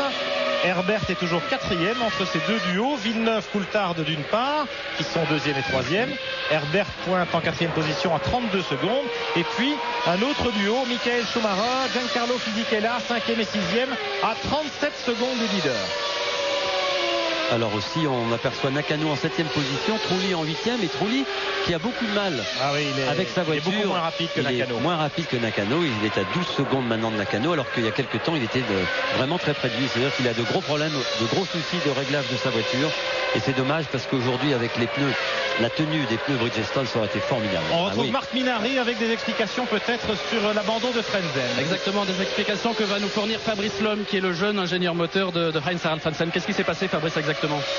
À première vue, c'est un coupling de ravitaillement qui est parti, donc il n'y avait plus l'embout et l'essence partie du réservoir. C'est les flammes qu'on a vues. C'est-à-dire que le moteur lui-même n'est pas coupable, je dirais. C'est un petit détail, une petite pièce qui provoque cet abandon. Ah oui, c'est pas du tout le moteur. C'est de pouvoir remettre de l'essence dans le réservoir. Il y a un bouchon, ce bouchon est parti. Et l'essence partait du réservoir et on pouvait même plus ravitailler. C'était foutu. Alors on vous voyait derrière avec Denis Chevrier sur vos baies d'ordinateur. Qu'est-ce qui se passait à ce moment-là? Qu'est-ce que vous voyiez? Qu'est-ce que vous vous disiez? On a vu des flammes, on s'est dit qu'est-ce qui se passe. Nous, on a les acquisitions autour en retard, donc on n'a pas su ce qui se passait réellement, donc on se posait des questions. On tirait des plans sur la comète, mais on ne savait pas exactement ce qui se passait. Un dernier mot du côté de Villeneuve, vous avez jeté un œil, ça se passe bien? Ça se passe bien, mais ça se passe beaucoup moins bien que ça aurait dû se passer avec Frentzen, vu qu'il n'avait pas les mêmes pneus. Et les pneus tendres ont l'air d'être très difficiles à tenir sur cette piste. Ça veut dire quoi? Ça veut dire que Villeneuve va s'arrêter 3 fois? Ah, ça, je ne sais pas. C'est pas ce qui est prévu en théorie. Oh, parce que Frentzen nous a dit on va surveiller. Merci beaucoup, Fabrice. Principe 2 arrêts, merci Marc. Alors qu'on a vu une image aérienne de la bagarre entre Schumacher et Fisichella, Michael Schumacher qui est à nouveau en difficulté. Jacques Lafitte, peut-être que ce troisième train de pneus n'est pas aussi performant qu'espéré. Oui, il tourne une seconde moins vite que Herbert, Coulthard et Villeneuve. Ça veut dire effectivement qu'avec les mêmes pneus tendres, il est en difficulté avec sa voiture. Fisichella d'ailleurs en profite. On sait qu'il a des pneus durs, il tourne un peu plus vite que lui et il pourrait le passer très rapidement. Alors Villeneuve vient tourner en 1.20.8. Il reprend un tout petit peu d'air par rapport à Coulthard. Ils sont toujours derrière la Benetton de Berger. Curieusement, Berger qui ferme quasiment la marche. Il est 14e devant les Tyrrell de Verstappen et Salo. Gerhardt. Oui, Gerhardt qui est en train de tourner assez vite. Il est en 1.21.3. Alors que là, on retrouve Schumacher et Fisichella. Fisichella beaucoup plus rapide que Schumacher. Fisichella en pneu dur, Schumacher en pneu tendre. Le problème pour l'Italien, c'est de trouver l'ouverture. Oui. Et puis, c'est le problème de ne pas faire de faute. Regardez, comme la voiture de Schumacher roule dans la courbe. C'est assez impressionnant. Et c'est certainement un problème encore avec ses pneumatiques. Et on a beau regarder, j'essaye de voir, comme vous Pierre, si les pneus sont abîmés. Mais regardez la difficulté de Schumacher. Oui, il doit avoir des problèmes encore. Problème d'adhérence, problème de traction, de motricité à la sortie des virages. Mais là, on passe pas là qu'on double. Non. Il y a Nannini qui a essayé il y a quelques années, ça passait pas. Et Fisichella pourrait peut-être nous la jouer façon Nannini. On ne serait pas étonné autre mesure. Il a une belle carte à jouer aussi ici, Fisichella. On sait qu'il va encore s'arrêter une autre fois, mais les concurrents qui sont devant lui aussi. Donc il a une belle carte à jouer pour son équipe, pour Jordan et Peugeot. Donc j'espère qu'il va être raisonnable et pas s'exciter. Regardez. Il y va. Il faut pas regarder la saleté autour de la piste. Il va perdre du temps. Il va quand même pas se mettre à dos toute la famille Schumacher. Il est déjà pas au mieux avec le petit. Non, mais regardez la difficulté dans la courbe. Il se vire un peu parce qu'il a pris de la poussière sur ses pneus. Alors peut-être ici, il est un peu loin. Peut-être là, il va tenter. Regardez. Il y va. Schumacher ne lui fait pas de cadeau. Regardez. Attention, et voilà la bessivité. Enfin bref, j'espère qu'il va pouvoir repartir. On le pressentait. Il a calé ou il repart. En tout cas, Fisichella, effectivement, c'est bien, ça illustre bien ce que vous expliquiez, Jacques. Ces pneumatiques ont ramassé des déchets de gomme usagés dans le virage précédent, lors de son attaque précédente sur Schumacher. Et là, il a été vraiment... Oui, puis en plus, il va se mettre complètement à l'intérieur. La piste est sale là aussi. La voiture est complètement déséquilibrée. Il avait le temps, c'est dommage. Piégé comme un débutant. Ah ouais, mais c'est pas bien. Giancarlo Fisichella. C'est pas bien. Une belle occasion perdue pour Jordan Peugeot. Il y a encore Ralf Schumacher qui est là en 7e position. Et figurez-vous que Nakano, avec la Prost, profite de cet incident pour pointer le museau de sa voiture bleue à la 6e place. Ouais, formidable. Très heureux pour Nakano. Et je suis très déçu pour Jordan et Peugeot parce que la voiture qui avait beaucoup de difficultés pendant ce week-end, là, Fisichella pouvait faire un très bon résultat pour l'équipe, marquer des points. Vous savez que c'est important. Il y a une petite rivalité entre Jordan Peugeot et Prost Mugen Honda pour l'attribution de la 5e place du championnat des constructeurs. Prost avait 2 points d'avance, je crois. Là maintenant, si Nakano ou Trulli venaient à marquer des points, Ralf Schumacher n'est pas loin, mais regardez. Ouais, puis là, franchement, aucune chance de passer, un blocage de roue. Michael Schumacher n'est pas très sympa. Remarque, vous me direz. Il n'y a pas de cadeau à faire. Il n'y a pas de cadeau à faire et en plus on ne se parle plus entre Fisichella et Schumacher. Et puis même l'erreur de Fisichella, c'est d'avoir essayé de passer Schumacher auparavant où c'était inutile. C'est là qu'il a encrassé ses gommes. Voilà. Et s'il avait suivi Schumacher jusqu'à ce virage-ci sans mettre ses pneumatiques en difficulté, il aurait vraisemblablement pris l'avantage. Vous l'avez vu avant à la sortie de la courbe, avant la ligne droite, il était un peu large parce qu'il avait sali ses pneus, donc il n'a pas pu être assez près et sortir avec suffisamment de puissance. Mais sinon, il n'aurait fait qu'une bouchée de Schumacher. Il serait passé à côté de lui peut-être 50 mètres avant et Schumacher n'aurait pas résisté. Alors que là, au contraire, il manquait de grippe, d'adhérence et il a malgré tout tenté une manœuvre un peu suicidaire dans la mesure où il a tout de suite compris que Schumacher fermait la porte. Tant pis pour Fisichella, dommage pour Jordan Peugeot. Damon Hill, 21 secondes d'avance maintenant sur le duo Villeneuve-Coulthard, toujours au coude à coude pour la 2e place. 44 tours couverts, nous sommes bien installés dans la 2e moitié du Grand Prix, quasiment aux 2 tiers de la distance. Donc bientôt Les seconds ravitaillements des hommes de tête. Michael Schumacher occupe la 5e place, mais à 48 secondes. Ouais. Johnny Herbert est toujours là, esselé entre Villeneuve, Coulthard et Schumacher. Bonne nouvelle pour Nakano qui tourne comme les hommes de tête, c'est-à-dire en 1,21,5. Ça veut dire que la voiture, le jeune pilote japonais progresse de course en course. Regardez, le dépassement aussi très tangent d'Emonil. Sympa Jean Alési, de s'être vraiment arrêté pour Demon. Il a été sympa, il a même surpris un peu Damon.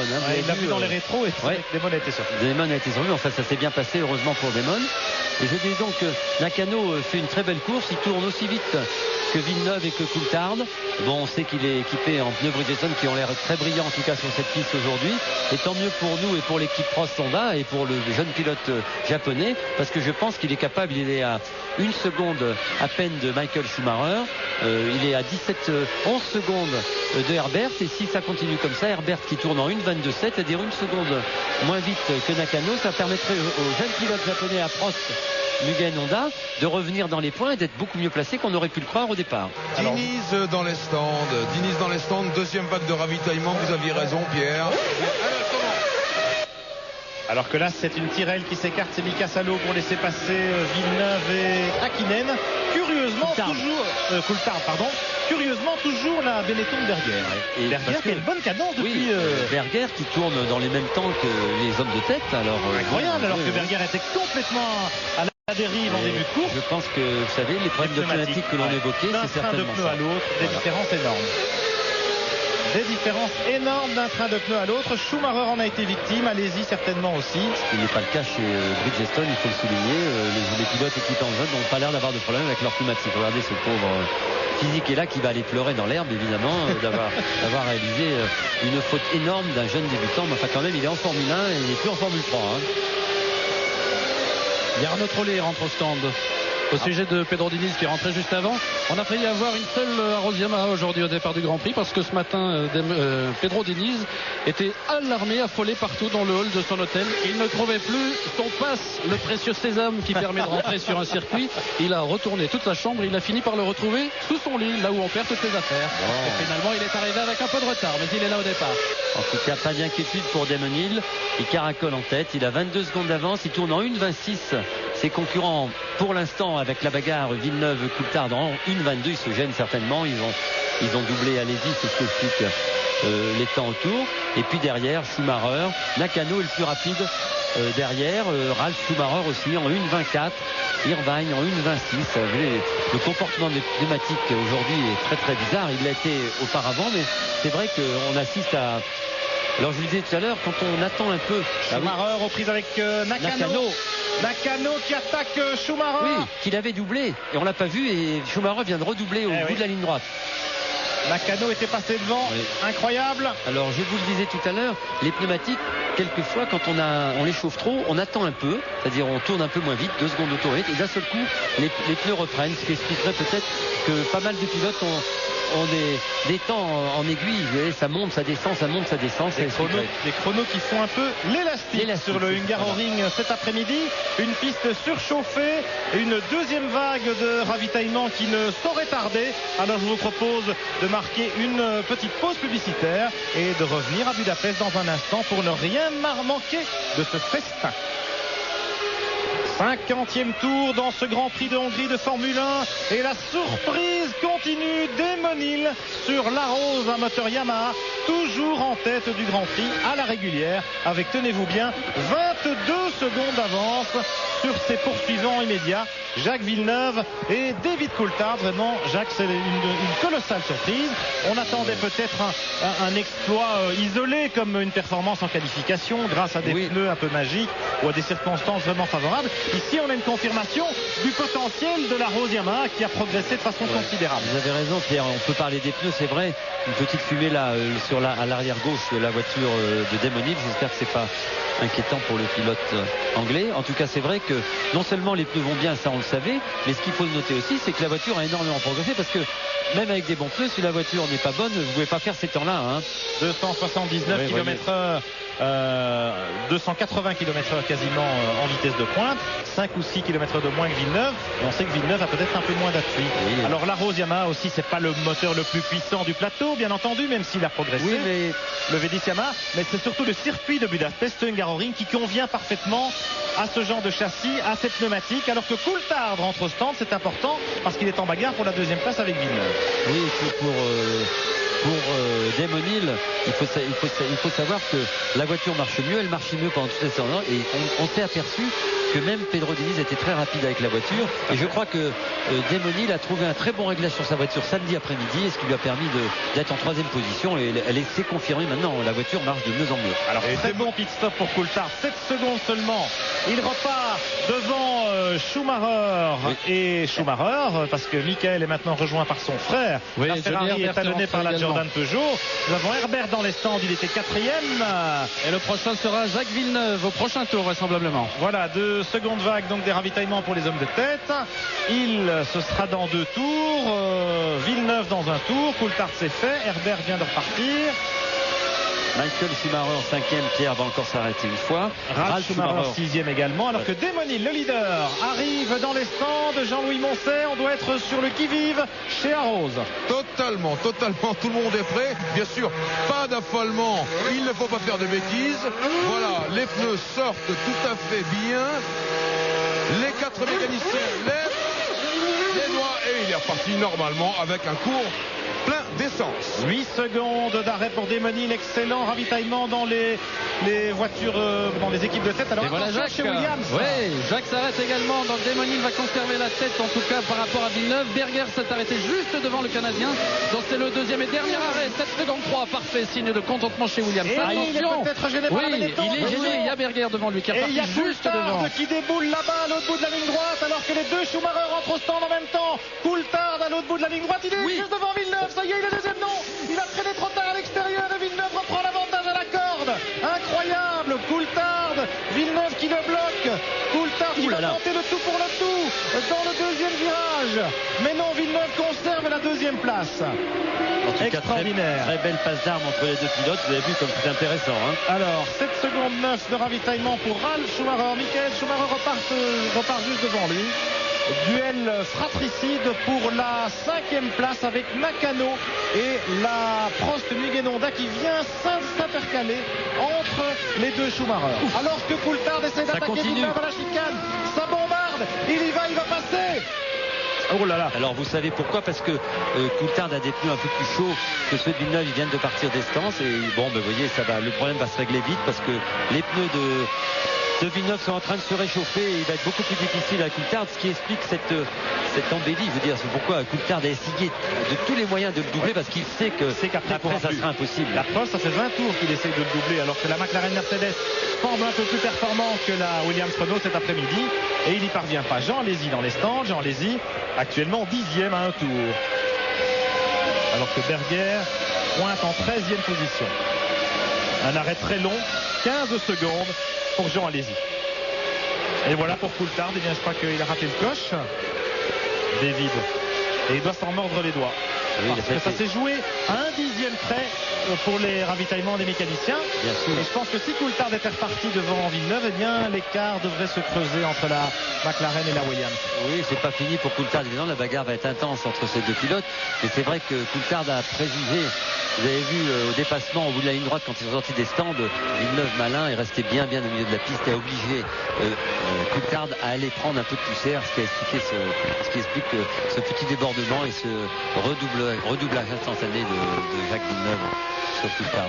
En tout cas, une passe d'armes très intéressante qui nous a bien fait voir les pneus froids, les pneus un peu plus chauds et aussi et puis le fait, comme vous l'avez souligné, Jacques, dès qu'on sort de la trajectoire idéale, eh bien rien à faire. On ramasse de la crasse sur les pneus et on perd de l'adhérence. Damon Hill, 53e tour. La Rose Yamaha, est-ce qu'il va nous faire la surprise du chef jusqu'au bout? Est-ce que ça va être coucou le revoilou, une victoire en F1 de Damon Hill? On ricanait un peu quand Tom Walkinshaw annonçait des victoires pendant l'intersaison. On ricanait beaucoup plus au bout de quelques courses quand les voitures étaient presque plus en mesure de se qualifier. Eh bien là, on rigole moins. et on se satisfait plutôt pour le travail effectué par le manager écossais, un homme très déterminé, très ambitieux, qui a recruté l'ingénieur John Barnard, ancien directeur technique de Ferrari, qui a mis la pression sur les motoristes de Yamaha. Et il est même question que l'année prochaine, Tom Wakinshaw fabrique ses moteurs lui-même au sein de l'entité TWR et qu'il serait conçu par Brian Hart, le motoriste britannique, l'artisan dont le moteur propulse les moteurs V8 actuellement surtout les Minardi. Alors on a maintenant en tête de la course donc Hill qui a 27 secondes d'avance sur Villeneuve, qui lui possède à peine 5 dixièmes sur Coulthard, on les voit à l'écran. Ensuite arrive Irvine à 8 secondes, Irvine, Herbert, Schumacher, Nakano roue dans roue. Schumacher et Herbert sont à 7 secondes. Schumacher, Nakano roue dans roue. Le pilote. Et voilà, Schumacher, Nakano et Ralf Schumacher qui attaque Nakano et qui passe au bout de la ligne droite. Qui passe, vous avez vu encore la poussière. Un peu tendre Nakano, mais c'est normal. La course n'est pas finie néanmoins. Et je vous propose de jouer avec nous pour la 3e fois cet après-midi à notre concours. Top position, c'est parti.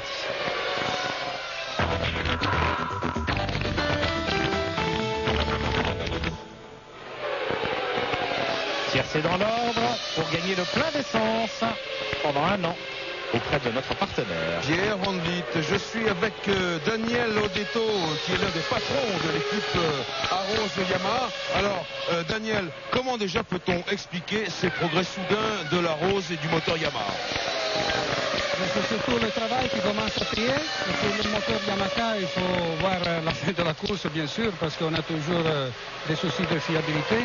Mais il faut dire que dans ce circuit de Hungaroring, la puissance du moteur c'est moins important. C'est plus important d'avoir de bons pneus et d'avoir un bon package avec la mise au point de la voiture. Et je dois dire que Damonil, il a fait un super travail. Alors maintenant, quels sont les conseils, quels sont les ordres, les directives que Tom Wakinshaw donne à Damon sur la piste dans le dernier secteur de cette course? Et avec l'avance qu'on a à 20 secondes, on doit faire seulement attention. On a fait le dernier pit stop, c'est tout très bien passé. Les canons, ils ont travaillé très très bien. Et il n'y a pas de consignes particulières à donner à Damonil. Damonil est un champion du monde. Il sait très bien qu'est-ce qu'il faut faire. Exactement. Attention, que la fiabilité nous laisse arriver à la fin de la journée. Je ne sais pas si vous voyez les écrans dans le stand Arrows, Jean-Louis, mais il y a une Arrows arrêtée. Heureusement, ce n'est pas Damonil, c'est le malheureux Pedro Diniz. C'est celle de Pedro Diniz qui a des problèmes. Mais on parle de soucis de fiabilité du côté du moteur Yamaha chez Arrows. Espérons que ce ne soit pas de mauvais augure pour le leader de ce Grand Prix Damonil, c'est Diniz qui disparaît au 55e tour. Pour être de bon augure, Pierre, avec quelques confrères, là nous regardions les statistiques de ce Grand Prix de Hongrie. C'est la 6e participation de Damonil ici. Bien sûr, les 4 dernières années, Damonil a fait premier, deuxième. Si la logique est respectée, aujourd'hui, Damonil va gagner. Eh bien oui, il a gagné en On l'espère pour lui. Il a gagné en 93, en 95. Les années impaires lui réussissent. Ce serait en tout cas formidable pour la Formule 1 toute entière d'avoir le champion du monde en titre qui retrouve son rang. Et effectivement, il n'aura pas volé son salaire sur ce coup-là, n'est-ce pas, Jacques? Oui, on est content des prévisions, on est content aussi pour Damonil, c'est le champion du monde, la voiture porte le numéro 1, c'est formidable pour la Formule 1, pour l'ambiance, pour tout, parce qu'il méritait, on sait que c'est un très grand pilote, il n'était pas à la fête ces dernières courses, vous voyez comme tout peut changer du jour au lendemain. L'occasion était belle, les pneus Bridgestone marchent très bien, la voiture progresse. C'est un circuit où le moteur est important, mais pas aussi important que Hockenheim ou qu'à Spa ou que les circuits qui vont suivre à Monza. Donc grâce à son moteur un peu moins performant en couple, ça lui permet d'accélérer, d'user un peu moins ses pneus. Et puis là, il a trouvé un bon compromis. Le compromis moteur, châssis est formidable et le pilote, on sait, est un très bon pilote. Donc tout va bien. C'est le 3e arrêt programmé de l'Irlandais. Il y aura aussi un arrêt. Ah non, il s'est arrêté Michael déjà. Michael Schumacher s'est déjà arrêté à 3 reprises. Irvine, c'est le 3e, 7 secondes et demie. Relativement peu d'essence. Nous sommes maintenant à 20 tours de l'arrivée de ce Grand Prix de Hongrie. Et il repart en queue de peloton, Irvine, c'est-à-dire derrière les Prost de Nakano. De Nakano, je pense. Peut-être pas celle de Trulli, mais celle de Nakano. Il est 9e, dit Irvine. Le classement nous donne Hill, Villeneuve, Coulthard, Herbert retrouve la 4e position, Michael Schumacher 5e, Ralf Schumacher 6e, sur la Jordan Peugeot, Shinji Nakano 7e avec la Prost Mugen Honda, l'autre Prost de Trulli occupe la 10e position derrière la Ferrari d'Irvine qui vient de repartir. Et on retrouve Demonil, le numéro 1, en tête de ce Grand Prix de Hongrie.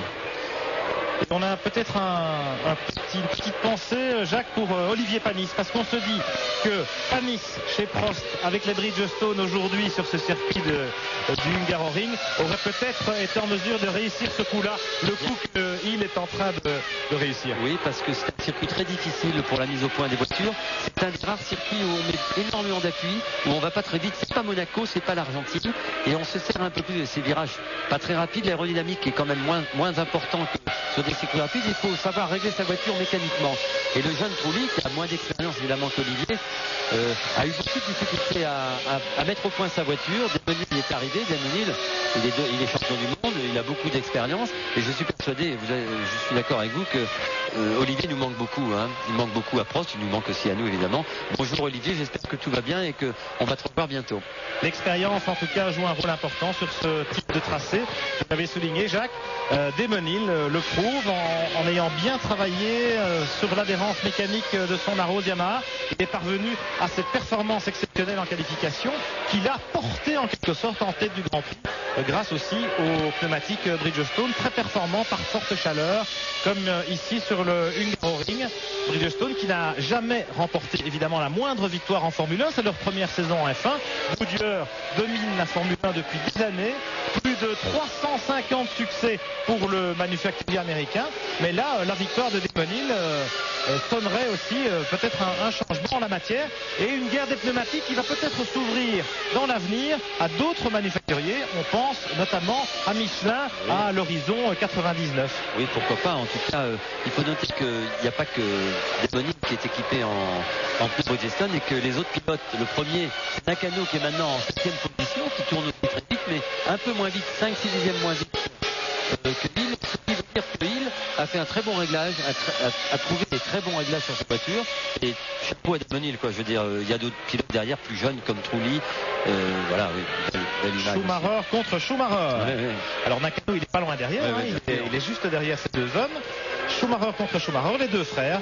Michael devant Ralph. Visiblement, la Jordan Peugeot est un petit peu plus rapide que la Ferrari. Problème de pneumatique, je pense. On sait que Ralph Schumacher est en pneus durs chez Goodyear, alors que Schumacher a des pneus tendres et que d'un train à l'autre, il a eu beaucoup de soucis. Regardez comme il est plus vite. Il revient. Encore une petite erreur. Vous avez vu le travers à l'intérieur de la courbe. Alors ils vont devoir prendre l'avantage sur la Tyrrell de Verstappen qui va se faire prendre un tour. Et là dans le trafic, peut-être une opportunité de voir Ralph surprendre Michael. Ça va être amusant de voir ce que va faire Michael Schumacher, qui lui aussi a besoin de marquer des points de championnat du monde. Et s'il laisse passer son frère, il va perdre 2 points. Et donc c'est très important. Un grand coup de chapeau à Verstappen. Il s'est jeté à l'extérieur de la trajectoire. Il va prendre 2 tours avant de trouver de l'adhérence. Il est en train de bloquer Nakano et Irvine d'ailleurs, sans le faire exprès. Pas évident d'être dans le trafic et d'être parmi les concurrents attardés sur ce genre de circuit. C'est un gros problème pour ce genre de pilote. Très talentueux par ailleurs, Mika Salo, c'est un très bon pilote. Il a une voiture évidemment beaucoup moins performante. Et il a été très courageux de se jeter. Regardez. Alors est-ce que Ralph va oser attaquer Michael? On dirait que oui. Oui. Je le sens un peu nerveux. J'espère qu'il ne va pas lui arriver ce qui est arrivé à Fisichella, parce que vous avez la voiture se dérober légèrement de l'arrière au freinage. Regardez l'attaque au fond de Irvine sur Nakano. Verstappen derrière. Oui. En tout cas, merci au réalisateur parce qu'on a encore une très belle image. Deux frères Schumacher au coude à coude pour la 5e place. Alors là, vraiment, vous n'avez pas vécu cette expérience, Jacques, encore que vous avez couru en F1 avec votre beau-frère, Jean-Pierre Jabouille, à l'époque. Alors, est-ce que quand on se connaît bien, quand on est très très proche, comme peuvent l'être Michael et Ralph Schumacher, est-ce qu'une bagarre comme ça, dans l'intensité d'un Grand Prix, prend une tournure différente? Bon non, franchement, je crois que Michael va faire son boulot. Ralph dit mais que Michael n'ouvrira pas la porte à son jeune frère, c'est certain. Par contre, comme il est un peu plus rapide, j'ai peur qu'il fasse une erreur, il va avoir du mal à doubler Michael. Michael, il défend son titre, il est en lice pour le championnat du monde, ce qui n'est pas le cas de son frère. Donc chaque point vaut son pesant d'or, évidemment. Il a besoin de ses points. Surtout que Villeneuve est en 2e position et que l'écart entre lui qui était de 10 points va se réduire à la fin de cette course si tout se termine comme ça. Et regardez là, peut-être de Ralph sur son point. Michael, il regarde les rétros, il sait qu'il est là. Il connaît aussi la fougue de son frère. Et il s'inquiète peut-être un peu de ne pas lui laisser justement l'opportunité de dépasser, de s'accidenter. Il nous en parlait, Michael Schumacher, dans son entretien avec Gilles Cornet à la veille du Grand Prix d'Allemagne à Hockenheim il y a 2 semaines. Et il disait, tant qu'à faire, je préfère un combat franc et direct avec mon frère, parce que moi, mon frère, je sais qu'il ne tentera pas de coup vache, je le connais. Oui, je sais jusqu'où il irait, et voilà, bon, on en a la démonstration, en tout cas, pour l'instant, sur la piste. En tout cas, il n'ouvre pas la porte, je peux vous le dire. Et derrière, il y a Nakano et Irvine qui reviennent, un petit peu. Parce alors que Schumacher est un peu, regardez, Michael Schumacher est un peu plus lent. Il est vraiment... Les deux pilotes tournent en 1.23. Remarque, Nakano et Irvine tournent aussi en 1.23. Et quant à Demonil, il est toujours en 21.2. Un peu plus rapide que Jacques Villeneuve et que Coulthard. Absolument souverain, Demonil en tête du Grand Prix. Regardez, ça revient derrière. Oui. Oh là là là, il va la faire. Il a failli se louper, c'était comme physique là tout à l'heure. Il va la faire, la bêtise. J'espère que non pour Jordan Peugeot, mais franchement, regardez l'erreur. Ça coûte. Et oui, les pneus salis et tout de suite moins de grip, moins d'adhérence. Et Nakano et Irvine qui reviennent. Mais Ralf Schumacher va mettre quelques tours à nettoyer ses pneumatiques, quelques virages disons, à nettoyer ses pneumatiques et à retrouver un taux d'adhérence convenable. Il en reste une quinzaine avant l'arrivée. Demonil à 30 secondes d'avance sur Villeneuve et Coulthard. Formidable. Johnny Herbert, 4e, est à 54 secondes. Alors, regardez, Pierre, on va surveiller là. On l'a à l'image, savoir si tout va bien. Oui, ça va bien, pas de fumée. L'adhérence. Pneumatique en bon état. Ouais. Alors que là, on a le quatuor qui se bat pour marquer des points du côté des 5e, 6e, 7e et 8e places. Les deux frères Schumacher et puis Nakano et Irvine. Alors, voyons, on pensait que Michael Schumacher serait souverain sur cette piste du Hungaroring aujourd'hui. La course en a décidé autrement. Un mauvais train de coup au départ et Michael Schumacher, alors qu'il a changé de voiture, même maintenant n'est pas aussi rapide qu'il était pendant ses essais. La voiture doit être quand même moins performante que la nouvelle voiture, ce qui est bon pour les ingénieurs. Ce matin dans Toto, Jacques, vous donniez votre pronostic en disant Schumacher, et puis moi, dans un moment d'égarement, j'ai dit que si effectivement on parlait d'un éventuel orage cet après-midi, s'il fallait faire un pronostic un peu fou, eh bien j'avais cité Demonil, je ne croyais pas si bien dire. L'orage il n'est pas dans le ciel, mais il est sur la piste, je peux vous le dire. Regardez Nakano qui revient très fort, ça c'est bon, je suis content de voir ce il est en difficulté aussi, Michael Schumacher. Chapeau à Nakano, c'est vrai que Nakano, on disait il était un peu tendre tout à l'heure dans les déplacements, mais bon, la Jordan Peugeot est visiblement plus rapide et Ralf Schumacher l'avait attaqué de façon très incisive, mais Nakano progresse à grands pas depuis, je dirais depuis le début de l'été, chez Prost et Honda, et ma foi, là non seulement il fait jeu égal avec Trulli, mais il fait même mieux que Trulli dans ce Grand Prix d'Hongrie. Il tourne plus vite que Trulli régulièrement. Il est plus régulier depuis quelques courses, moins inconstant que le jeune pilote italien. J'allais dire, depuis l'accident de Panic, il s'est senti très responsabilisé dans l'équipe. En tout cas, il a fait d'énormes progrès et c'est formidable. Rappelons quand même qu'à Montréal, le Grand Prix qui a malheureusement été le théâtre de l'accident d'Olivier, Nakano avait terminé 6e et avait marqué son premier point au championnat du monde ce jour-là pour l'équipe Prost. Et il est encore capable maintenant, il reste 14 tours, de marquer encore un point ou deux. Parce que ça va pas se terminer comme ça. Non, ça va pas se terminer comme ça. Les deux Schumacher, Nakano, Irvine, c'est un paquet assez chaud. Il faut souligner quand même qu'un petit avantage pour moi, pour Nakano, il est en pneu Bridgestone, des pneus plus constants, donc ça peut faire la différence en fin de course. Parce que vous voyez que la Jordan et même la Ferrari Major ont beaucoup de difficultés à maintenir la voiture. Les pilotes ont beaucoup de difficultés à rester sur la piste très proprement, alors que Nakano derrière n'a aucun problème. Même Irvine a du mal, regardez, à suivre la cadence du jeu japonais. Je me demande si Ralf Schumacher, en voyant du bleu dans ses rétroviseurs, ne va pas être un petit peu excité, un petit peu énervé, peut-être poussé à la faute. On va suivre ça. Les écarts sont faibles dans ce peloton de chasse. Rappelons quand même que Johnny Herbert est toujours 4e, il n'est pas très loin devant eux. Johnny, 5 secondes devant ce peloton avec la Sauber Petronas en 4e position. Et puis de tiercé de tête. Villeneuve, Coulthard, toujours 30 secondes d'avance pour Damon Hill, le champion du monde. Une dernière petite pause dans ce Grand Prix de Hongrie et on revient à Budapest pour vivre le final de ce Grand Prix inattendu. À 10 tours de l'arrivée du Grand Prix de Hongrie de Formule 1, Jacques Villeneuve sur la Williams-Renault en deuxième position et Johnny Herbert ici avec la Sauber Petronas va monter sur le podium. Il est troisième, Herbert. Et bien tout simplement parce qu'il s'est passé quelque chose pendant notre interruption. Il s'est tout simplement passé que David Coulthard a abandonné, mais auparavant il y avait eu un dépassement dans le groupe de chasse, dans le peloton. On va tout de suite voir ce qui s'est passé. Voilà Eddie Irvine qui surprend Nakano avec la Prost Mugello. Nakano était revenu tout près de Ralf Schumacher et puis voilà. Il s'est fait piéger. Là, c'est David Coulthard qui s'immobilise avec malheureusement une panne mécanique sur la McLaren Mercedes. Un peu comme celle qui a immobilisé Mika Häkkinen tout à l'heure. Et on revient en direct avec la bagarre maintenant pour la 4e place suite à l'abandon de Coulthard avec Michael Schumacher, s'il vous plaît, devant son frère Ralf. Eddie Irvine, son équipier, l'autre Ferrari dont nous avons ici l'image embarquée. Et puis Shinji Nakano à la porte des points dans la Prost Mugello en 7e position, mais pas très loin du podium, à 10 secondes à peine du podium, parce que Johnny Herbert n'est pas très loin devant ce peloton. Michael Schumacher marquerait 3 points en terminant 4e comme ça. Villeneuve en marquerait 6 avec la 2e place. Et au championnat, on sait qu'il y a 10 points d'écart actuellement. Ça en ferait 7 avant le prochain Grand Prix en Belgique dans 2 semaines. Alors Schumacher, s'il marque 3 points aujourd'hui, Jacques, on pourra dire qu'il revient. C'est vrai, il les a pas encore marqués, la course n'est pas finie. Il y a du monde derrière qui klaxonne. Oui, c'est pas fait. Heureusement, c'est son frère un peu le bouchon entre lui et son frère et son équipier.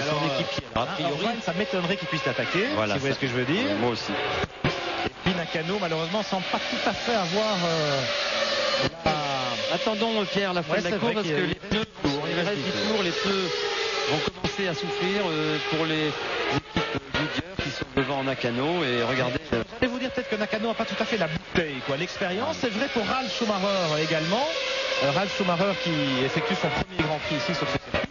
Alors que Damon Hill, on l'a souligné, il a couru ici à 4 ou 5 reprises, il a gagné déjà 2 fois. L'expérience, c'est vraiment le mot-clé de ce Grand Prix de Hongrie. Si on voit les 4 premiers du classement, Damon Hill, Jacques Villeneuve, Johnny Herbert 3e avec la Sauber, c'est vraiment un joli coup aussi parce qu'il était très très loin en qualification. Et puis Michael Schumacher qui parvient à limiter les dégâts au championnat du monde avec cette 4e place provisoire, peut-être définitive. On verra ça dans quelques instants. On le disait aussi, c'est vrai que c'est un circuit très difficile pour la mise au point des voitures. Et c'est une importance primordiale parce que l'usure des pneus, la chaleur fait qu'une voiture mal réglée ici ça devient une catastrophe pour les pilotes à conduire. Et c'est vrai que l'expérience paye, mais elle paye tout le temps, c'est toute la saison. Et on sait que quand on engage des jeunes pilotes comme le jeune Ralf Schumacher ou le jeune Fisichella, là, on peut s'attendre à moins de bons résultats. C'est un peu dommage, mais est-ce que Jordan avait un autre choix? C'est vrai, mais il y a quand même des circuits plus faciles à assimiler ou sur lesquels les réglages des voitures sont un peu plus basiques. Oui, c'est plus basique et les écuries les connaissent mieux. La chaleur ici, puis vous dites, on attache beaucoup d'importance à l'aérodynamique aujourd'hui en Formule 1. C'est vrai qu'elle a énormément son importance, mais il ne faut pas oublier qu'une Formule 1, c'est aussi mécanique. Il y a des suspensions, il y a des ressorts, il y a des amortisseurs, il y a anti-roulis, il y a du placement, il y a pas mal de choses. Et un circuit comme ça, il faut régler ce genre de problème et les pilotes en ont moins l'habitude parce que souvent l'aérodynamique camoufle beaucoup les problèmes mécaniques. Voilà. Merci Jacques pour cet éclairage sur les réglages des voitures de Formule 1 et sur la différence évidemment entre les réglages aérodynamiques et mécaniques.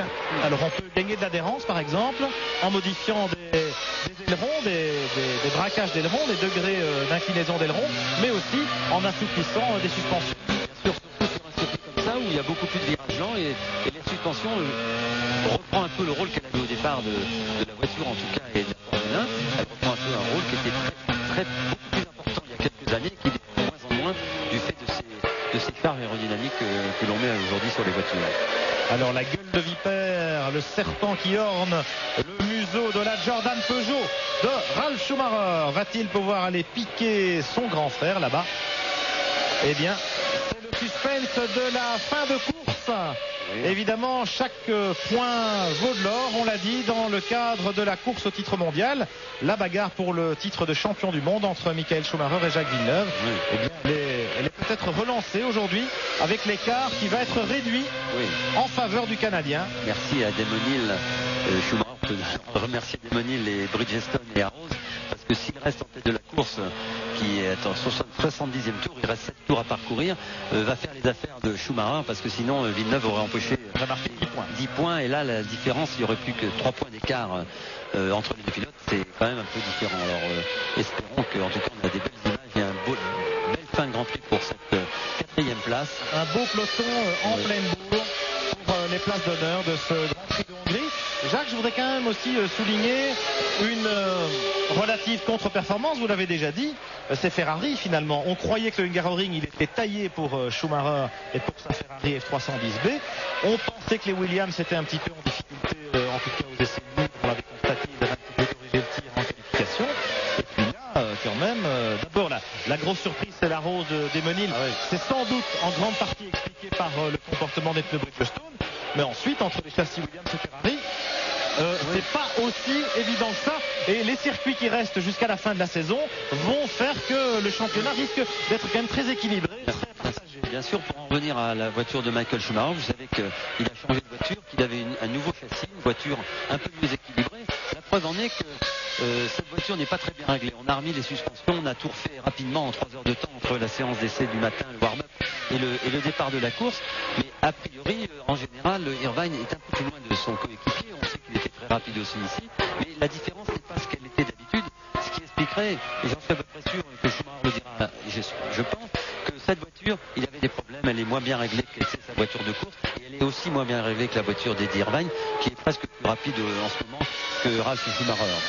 Et que Michael Schumacher avec Michael, pardon. Bonne remarque, Jacques. En effet, Irvine est rarement sur les talons de son chef de file à l'arrivée d'un Grand Prix. Voilà. Et ceci explique donc en partie cela.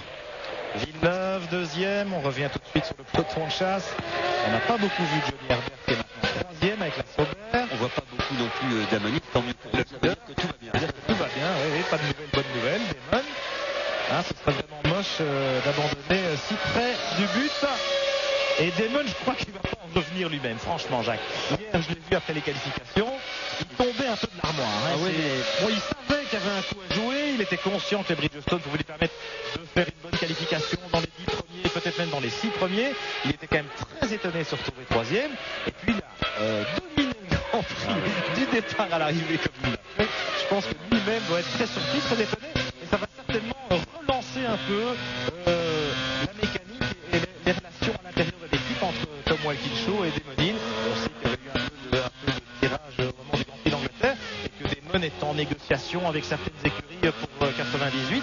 Ma foi, il finira peut-être par rester au Marquez. C'est pas très grave, ça nous concerne. Marquez a bouchonné, je ne sais pas qui l'a bouchonné parce qu'on l'a pas vu, mais il va devoir rentrer au stand pour s'arrêter 10 secondes. Parso Marquez. Encore qu'on n'est pas loin de l'arrivée, donc on va peut-être pouvoir lui ajouter. Non, il s'arrêtera pas. Ouais. On lui retirera directement à l'arrivée, ce qui ne fera rien à son classement parce que. Non, il est 12e, Tarso Marquez, 12e et très loin de son avant-dernier. Oui, et Mika Salo ferme la marche. Voilà. Et il est juste derrière Alési qui est très loin devant. Voilà le classement qui s'affiche dans le bas de votre écran. Hill, Villeneuve, Herbert, Michael Schumacher, Ralf Schumacher, Eddie Irvine. Voilà pour les 6 premiers qui vont marquer des points au championnat du monde. Ensuite, les 2 Prost Muguenonda, Nakano, Trulli, Berger 9e, Katayama 10e, Alesi 11e, Marquez 12e.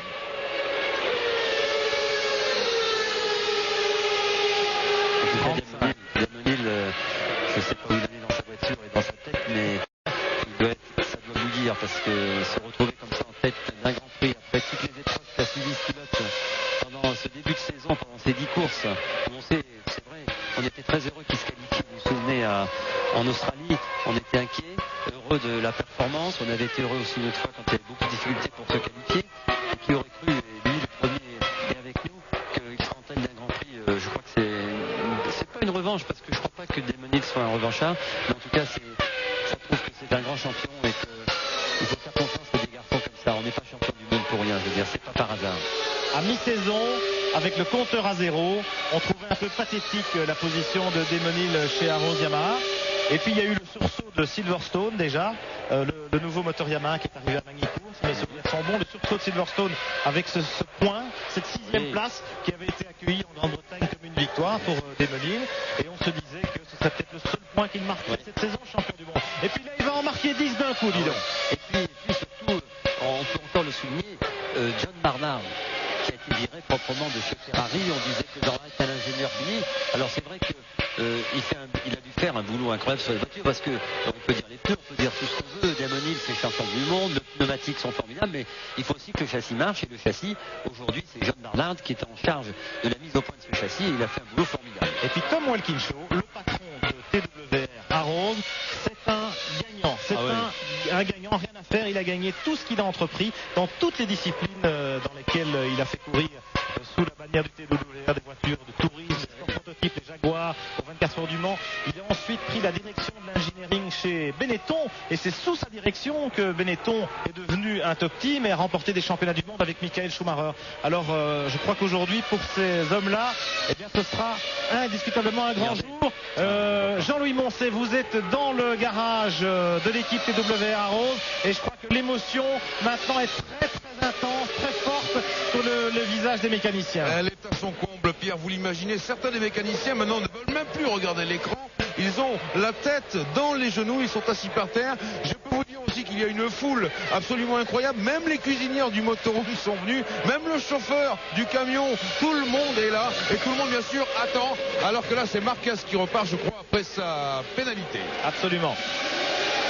Parce que Marquez a donc rentré. Il n'était pas obligé de s'arrêter, hein, Pierre. Oui, on a déjà discuté là-dessus cette année. Jacques, le règlement est celui-là, mais c'est arrivé, je ne sais plus à quel Grand Prix. Regardez, Marquez en plus il repart au plus mauvais moment parce qu'il y a du trafic sur l'autoroute. Un Grand Prix, il y a un pilote qui s'est arrêté, on avait dit c'est pas nécessaire. Je me souviens de ça et je crois que c'était pas nécessaire, mais tout le monde ne connaît pas parfaitement les règlements comme nous, voilà. Ça doit être ça. Bon, il y avait du monde à la sortie de la station-service, hein, monsieur Marquez. Faut faire attention quand on prend la route en ce mois d'août. Vous savez que c'est assez chargé, hein, le trafic. Oui. En tout cas, grand coup de chapeau, on le disait à John Barnard, qui est quand même un ingénieur de grand talent. Là aussi, le talent, il est là, il est encore là. C'est la même chose pour Desmenil. On a parlé de Tom Walkinshaw. Moi, je le considère, je l'appelle toujours mon rugbyman préféré. Je le compare très souvent à Guy Ligier parce qu'ils ont une détermination, une force, une volonté invraisemblable de relever des montagnes. Et une carrière de rugbyman. Oui, il y a un autre rugbyman là qui est en train de scruter les écrans avec beaucoup d'attention, c'est Patrick Head, parce que Desmenil a ralenti considérablement la cadence. Et du coup, chez Williams, oui, mais c'est normal. Du coup, l'espoir renaît parce que Desmenil a carrément levé le pied. Et du coup, on scrute attentivement les écarts. Nous sommes à moins de 2 tours de l'arrivée. C'est beaucoup. Et Desmenil. Attention. Effectivement, il ralentit. Il n'avance plus, Desmenil. Non. Alors, est-ce que. Il faut secouer la voiture, c'est peut-être une panne d'essence. Les mécaniciens secouent la voiture. C'est ce qu'il est en train de faire. Mon Dieu, nous sommes à 4 km de l'arrivée à peine. Desmenil n'a plus que 10-14 secondes maintenant sur Villeneuve. Est-ce qu'il va tenir le coup jusqu'au bout? Est-ce que c'est un manque de carburant? Est-ce qu'il n'y a pas assez d'essence? On ne peut pas le croire. C'est la Prost de Trulli qui revient là à l'intérieur. Attention, dernier tour. C'est l'essence. C'est l'arrivée d'essence. Allez, il faut la secouer encore un coup. Encore un monde est debout. Encore un tour Damon. Et maintenant c'est Jean Alesi qui va se dédoubler. Il se traîne, il lève le pied. Alors, regardons maintenant l'écart avec Jacques Villeneuve. Alors, 3 secondes. Oh là là, c'est 3 fini. secondes, c'est fini. C'est fini pour Desmenil. Incroyable fin de course. Desmenil en tête pendant près de 70 tours et qui va tout perdre. Il zigzag, regardez. Il est là derrière. Et Jacques Villeneuve, il doit prendre son temps, il prend la tête, il est dans l'herbe, Villeneuve. Incroyable, il a failli tout perdre lui aussi. Alors que Desmenil était en train de... incroyable de Jacques Villeneuve qui est sûr de dépasser, il a un problème, il y a un tour, c'est incroyable, il a failli se sortir de la route, mais regardez, est-ce qu'il va finir? Quel malheur, au moins deuxième. Quel drame pour toute l'équipe à Rose. On voit, il ne mérite vraiment pas ça. Sur notre écran, nous voyons l'équipe à Rose, les mécanos pleurent. Est-ce que Damon va sauver un podium? Est-ce qu'il va être capable de ramener sa voiture? Il peut sauver un podium. Il Ça doit va avoir être, 22 secondes de retard. Écoutez, non, ce ne serait pas l'essence. Je dresse un regard désespéré à Daniel Odetto. Il me dit non, non, c'est pas l'essence. Il y a un autre problème. Ah là là. En tout cas, C'est un problème de pression hydraulique. C'est un problème de pression hydraulique, Pierre et Jacques. Mon Dieu, alors que Villeneuve se présente maintenant à l'entrée du dernier virage pour remporter la victoire dans ce Grand Prix de Hongrie. Il n'aura mené qu'un tour de la course, Jacques. Oh, mais le formidable. bon, c'est ce tour-là. Un seul passage en tête sur la ligne. Mais le tout dernier, le on 77e. savait que le Grand Prix serait dur. L'orage est arrivé sur la course et malheureusement pour Demoni, il va Passé, Damon, il vient de passer. Ouais, il est deuxième. Il finit son Deuxième, tour. quand Troisième, même. Johnny Herbert. Il À a 9 sauvé son secondes. podium. Demonil à 9 secondes, vraiment incroyable. Et puis Johnny Herbert qui franchit la ligne alors que Irvine est dans le bac à gravier. Il y a eu de la bagarre. peut-être de Nakano dans le dernier tour. Voilà Michael Schumacher devant Ralf Schumacher qui jette sa Et voiture à Nakano. même la ligne. Et on guette la frost de Nakano Nakano qui n'est n'est pas plus là. là. Je Ah si, pense- le voilà. Oui, le voilà. ou Trulli. Non, je pense que c'est Nakano. On va voir. Et oui, c'est le japonais qui passe en 6e position point. et qui marque un point au classement du championnat. Après s'être expliqué peut-être un peu gaillardement on avec pensait Eddie qu'il- Irvine on pensait sur la qu'il était Ferrari. jeune. On On le pensait trouvait qu'il un était peu jeune. tendre. Eh bien, il nous a prouvé le contraire. Chapeau. Bravo. Nakano. En tout cas, une fin de course absolument incroyable. Encore un scénario à la Hitchcock. Malheureusement pour Demonil qui termine finalement deuxième de ce Grand Prix de Hongrie derrière Jacques Villeneuve. Villeneuve qui effectue évidemment la bonne opération au classement du championnat. Herbert 3e, Michael Schumacher 4e, Ralf Schumacher 5e, Nakano 6e. On se retrouve tout de suite dans un instant au pied du podium de ce Grand Prix de Hongrie pour une véritable ovation aux héros de cette course magnifique. Retour à Budapest dans le parc fermé du Grand Prix de Hongrie avec les pilotes qui se congratulent. Jacques Villeneuve ici qui est tombé dans les bras de Demonil il y a un instant à la sortie de voiture du pilote anglais. Jacques Villeneuve qui s'avance vers ses mécaniciens pour leur confier son casque. Et on revoit le passage de la ligne d'arrivée du pilote canadien qui réussit évidemment une belle opération aujourd'hui en s'imposant pour la deuxième année consécutive dans ce Grand Prix de Hongrie de Formule 1. Regardez le classement du championnat des constructeurs qui s'affiche là en bas de votre écran. Plus que 2 points d'écart maintenant au classement des constructeurs entre Williams et Ferrari. Villeneuve se désaltère. Il va monter là-haut sur le podium. Et regardez Demonil. Il sort de sa voiture. Il va enlever son casque. Et qui c'est qui lui tombe dans les bras? C'est Jacques Villeneuve, son équipier chez Williams l'an dernier. Et qui est évidemment conscient de l'incroyable cadeau du ciel qui lui est tombé dessus. Il lui demande qu'est-ce qui est arrivé. Desmond lui répond. Il n'en revient pas, Jacques. Mais là, pour Jacques Villeneuve, c'est 4 points très importants qui sont vraiment tombés du ciel. Jacques Lafitte avec ses problèmes sur la Rose Yamaha dans le tout dernier tour du Grand Prix. 7 points d'écart entre les deux pilotes rivaux au championnat du monde. 3 points maintenant entre les deux pilotes. Le championnat est complètement lancé, tant mieux pour nous. Et très grosse déception pour Schumacher. Très grosse déception.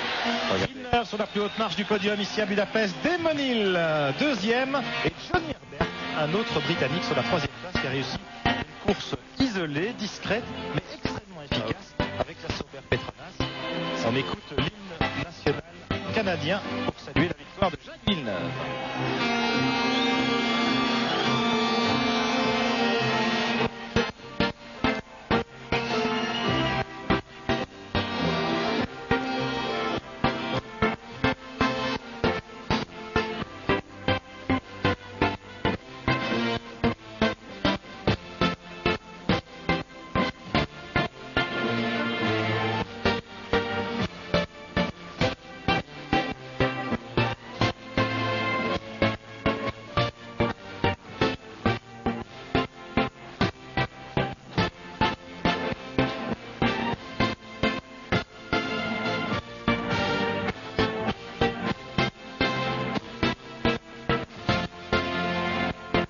Après-midi, mes amis, bravo à Jacques Villeneuve, Demonil et Johnny Herbert.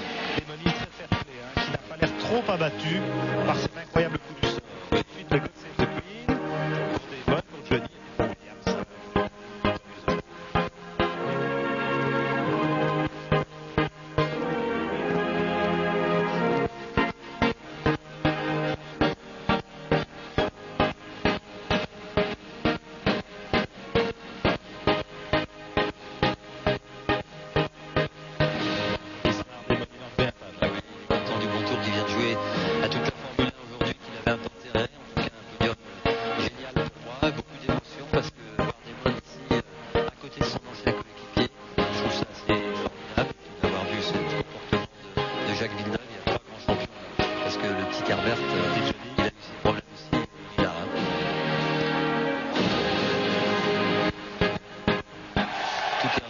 championnat Bravo, du monde, messieurs. championnat du monde des constructeurs, championnat du monde des pilotes. Tant mieux pour nous, tant mieux pour vous qui nous regardez. Une fin de saison absolument formidable. Le Premier ministre de Hongrie, M. Horn, remet la coupe à Jacques Villeneuve, le vainqueur de ce 11e Grand Prix de la saison. Deuxième place pour Demonil. Elle est remise par le vice-premier ministre, Monsieur Koulze. Écoutez l'ovation. On vous en fait profiter quand même du pied du podium de l'ambiance. Merci. Ça manquait un peu. Ils sont tous venus, les pilotes, saluer Demonil, lui serrer la louche à la sortie de sa voiture pour le féliciter. Ils sont tous heureux du résultat de l'Anglais aujourd'hui. Well done, Damon. Un grand champion. Et puis le troisième, Johnny Herbert. Et puis le prix des constructeurs, remis à Dick Stanford, le team manager de Williams. Et puis tout ça, évidemment, ça s'arrose. Il a fait chaud cet après-midi. Très chaud, on a eu chaud, Pierre, et moi je suis, regardez. Et ça va être une scène de joie. Regardez ça, regardez ça. Figure de papy, les mois de milieu, c'est le petit vélo, hein. 77 kilos de Hongrie. Ouais, je pense que la déception va venir plus tard pour Desmond cette soirée. Quand il va réaliser, à côté de toi, il est passé. Ah oui, parce qu'une victoire en Formule 1, c'est pas facile à acquérir. Hein. Et voilà, les trois premiers de ce Grand Prix, Villeneuve, Hill, Herbert. On va les retrouver dans quelques instants dans la salle des interviews. Tout de suite, on retrouve nos équipes avec Jean-Louis Poncet. Vous êtes au pied du podium avec l'ingénieur de Jacques Villeneuve, en l'occurrence Vincent. Non. De l'équipe Arros Yamaha TWR, Vincent Gariot qui a un peu les larmes aux yeux. Vous pouvez le regarder. Alors Vincent, vous êtes heureux et malheureux à la fois. Heureux pourquoi ? Oh bah heureux parce qu'on a fait une très bonne qualification, c'est la première fois qu'on marchait aussi bien. Et puis bon bah une course superbe de Damon avec des pneus qui ont très bien marché tout le long de la course. Donc bon bah on avait une confortable avance. Malheureusement il faut encore parachever notre fiabilité parce qu'à 3 tours de la fin il a perdu l'utilisation de la boîte de vitesse et de l'accélérateur par défaut d'hydraulique. Donc bon, il y a encore un petit step à faire en fiabilité puis après tout ira mieux.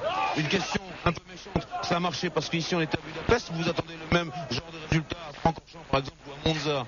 Oh non, je crois que depuis Silverstone, il y a de très nets progrès. Ça s'est vu par le point marqué. Hockenheim un petit peu malchanceux, mais des très bons warm-up, des bonnes performances. Je pense qu'on est sur la bonne voie, que Damon a retrouvé une très grande motivation, a fait un très bon boulot. Donc j'espère que même à Spa, un circuit difficile et de moteur, on pourra tirer notre épingle du jeu. Vincent Gallardo, bravo à cette équipe TWR Arros. Vincent qui était chez Renault Sport l'an passé. Et regardez, tous les vieux briscards de Renault Sport sont là. Ils sont tous là. Félicités. C'est eux les vainqueurs. D'abord, ils sont venus féliciter Vincent Gallardo, Denis Chevrier, voilà, Jean-François Robin. Et puis regardez, là c'est Dominique Sapia, c'est le kiné marseillais de Demonil. Il avait préparé la casquette du vainqueur. Et bien, manque de bol. C'est pas pour cette fois-ci, Dominique. Allez, on y va. Bernard Duno également qui vient féliciter Vincent Gallardo. Allez, Jean-François, Didier, Denis, venez un peu avec nous. Racontez-nous un petit peu on va garder nos fils. Racontez-nous un petit peu cette victoire chanceuse quand même de Jacques. Il mène un tour, mais c'est le bon. Oui, enfin c'est une victoire chanceuse, toujours une très belle victoire pour nous pour revenir dans le championnat. Et ce qui nous a fait surtout très plaisir, c'est le retour de Damon au avant-poste. Il n'a pas eu de chance avec la fiabilité, je pense, de sa boîte de vitesse, vu de l'extérieur comme ça.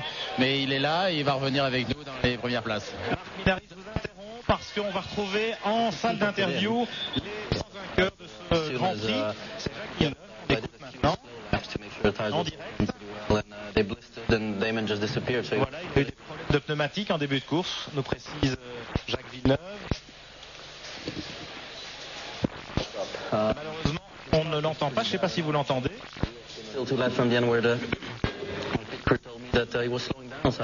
Et malheureusement, une fois de plus, le son et l'image sont complètement décalés.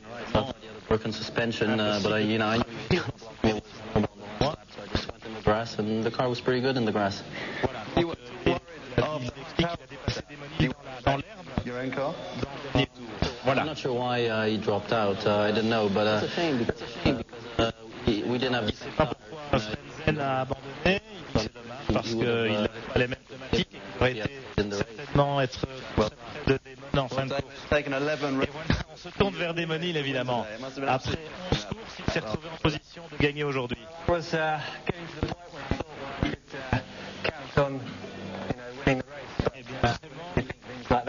J'étais pas du tout certain de pouvoir gagner la course aujourd'hui. Et puis malheureusement, l'accélérateur qui a commencé à donner des signes de faiblesse, un problème hydraulique en fin de course. J'avais près de 40 secondes d'avance sur Jacques. Michael Schumacher without much of a problem. Can you talk us through those first sort of 20 laps or so? Alors comment s'est passé en début de course avec Schumacher? Les deux premiers tours, il était un peu plus rapide et puis il avait des problèmes avec des pneumatiques. Et donc il avait des difficultés, c'est évident. Alors je savais que je pouvais aller plus vite que les gars derrière moi. Donc j'ai essayé de le dépasser le plus tôt possible dans le premier virage. Et là j'ai essayé de maximiser mon avantage en creusant l'écart. Et j'étais très heureux pour toute l'équipe et pour Bridgestone, tous les gens qui ont beaucoup travaillé pour nous permettre de revenir en position de gagner. Votre meilleure position jusqu'à présent était la 6e place. On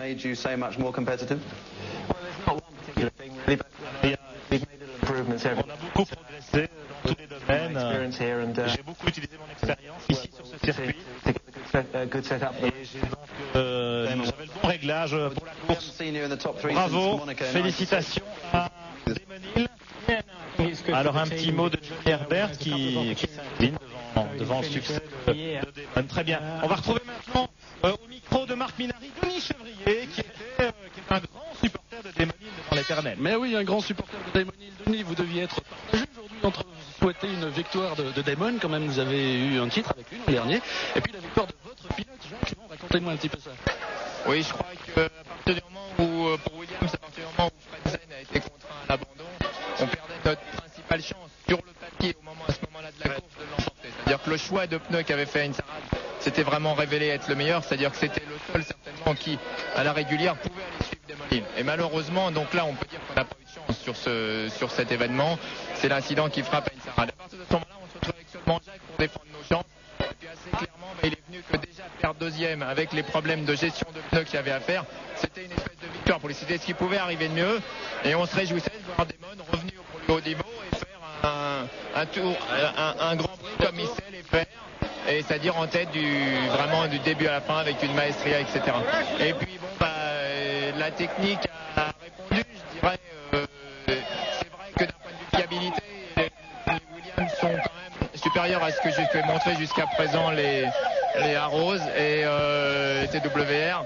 Et bon, Damon, là, c'est vrai que la course, c'est à 2 tours près et c'est ça qui donne ce côté passionnant. Merci beaucoup, Denis. Merci d'avoir attendu pour intervenir. Pierre, allez, on se quitte. Avec les classements de ce Grand Prix de Hongrie de Formule 1, 11e manche du championnat. Une belle image, Villeneuve au ralenti dans les chicanes, Villeneuve qui l'emporte devant Damon Hill, Johnny Herbert, Michael Schumacher, 4e, 5e Ralf Schumacher, 6e Shinji Nakano. Le classement du championnat du monde maintenant, le classement des pilotes, Michael Schumacher plus que 3 points d'avance sur Jacques Villeneuve, Jean Lézy toujours 3e, Berger, Frentzen, Irvine, ça se bouscule pour le podium final. Et puis au classement des constructeurs, Ferrari n'a plus que 2 petits points d'avance sur Williams Renault. La couronne des constructeurs est loin d'être attribuée dans cette saison 1997.